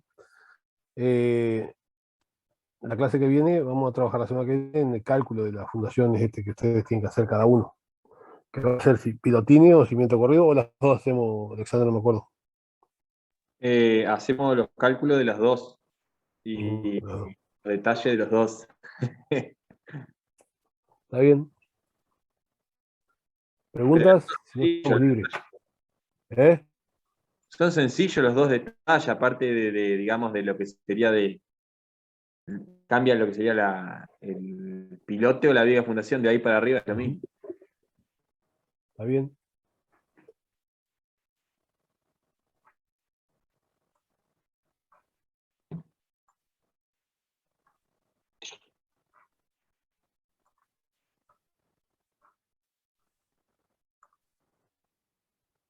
¿Preguntas?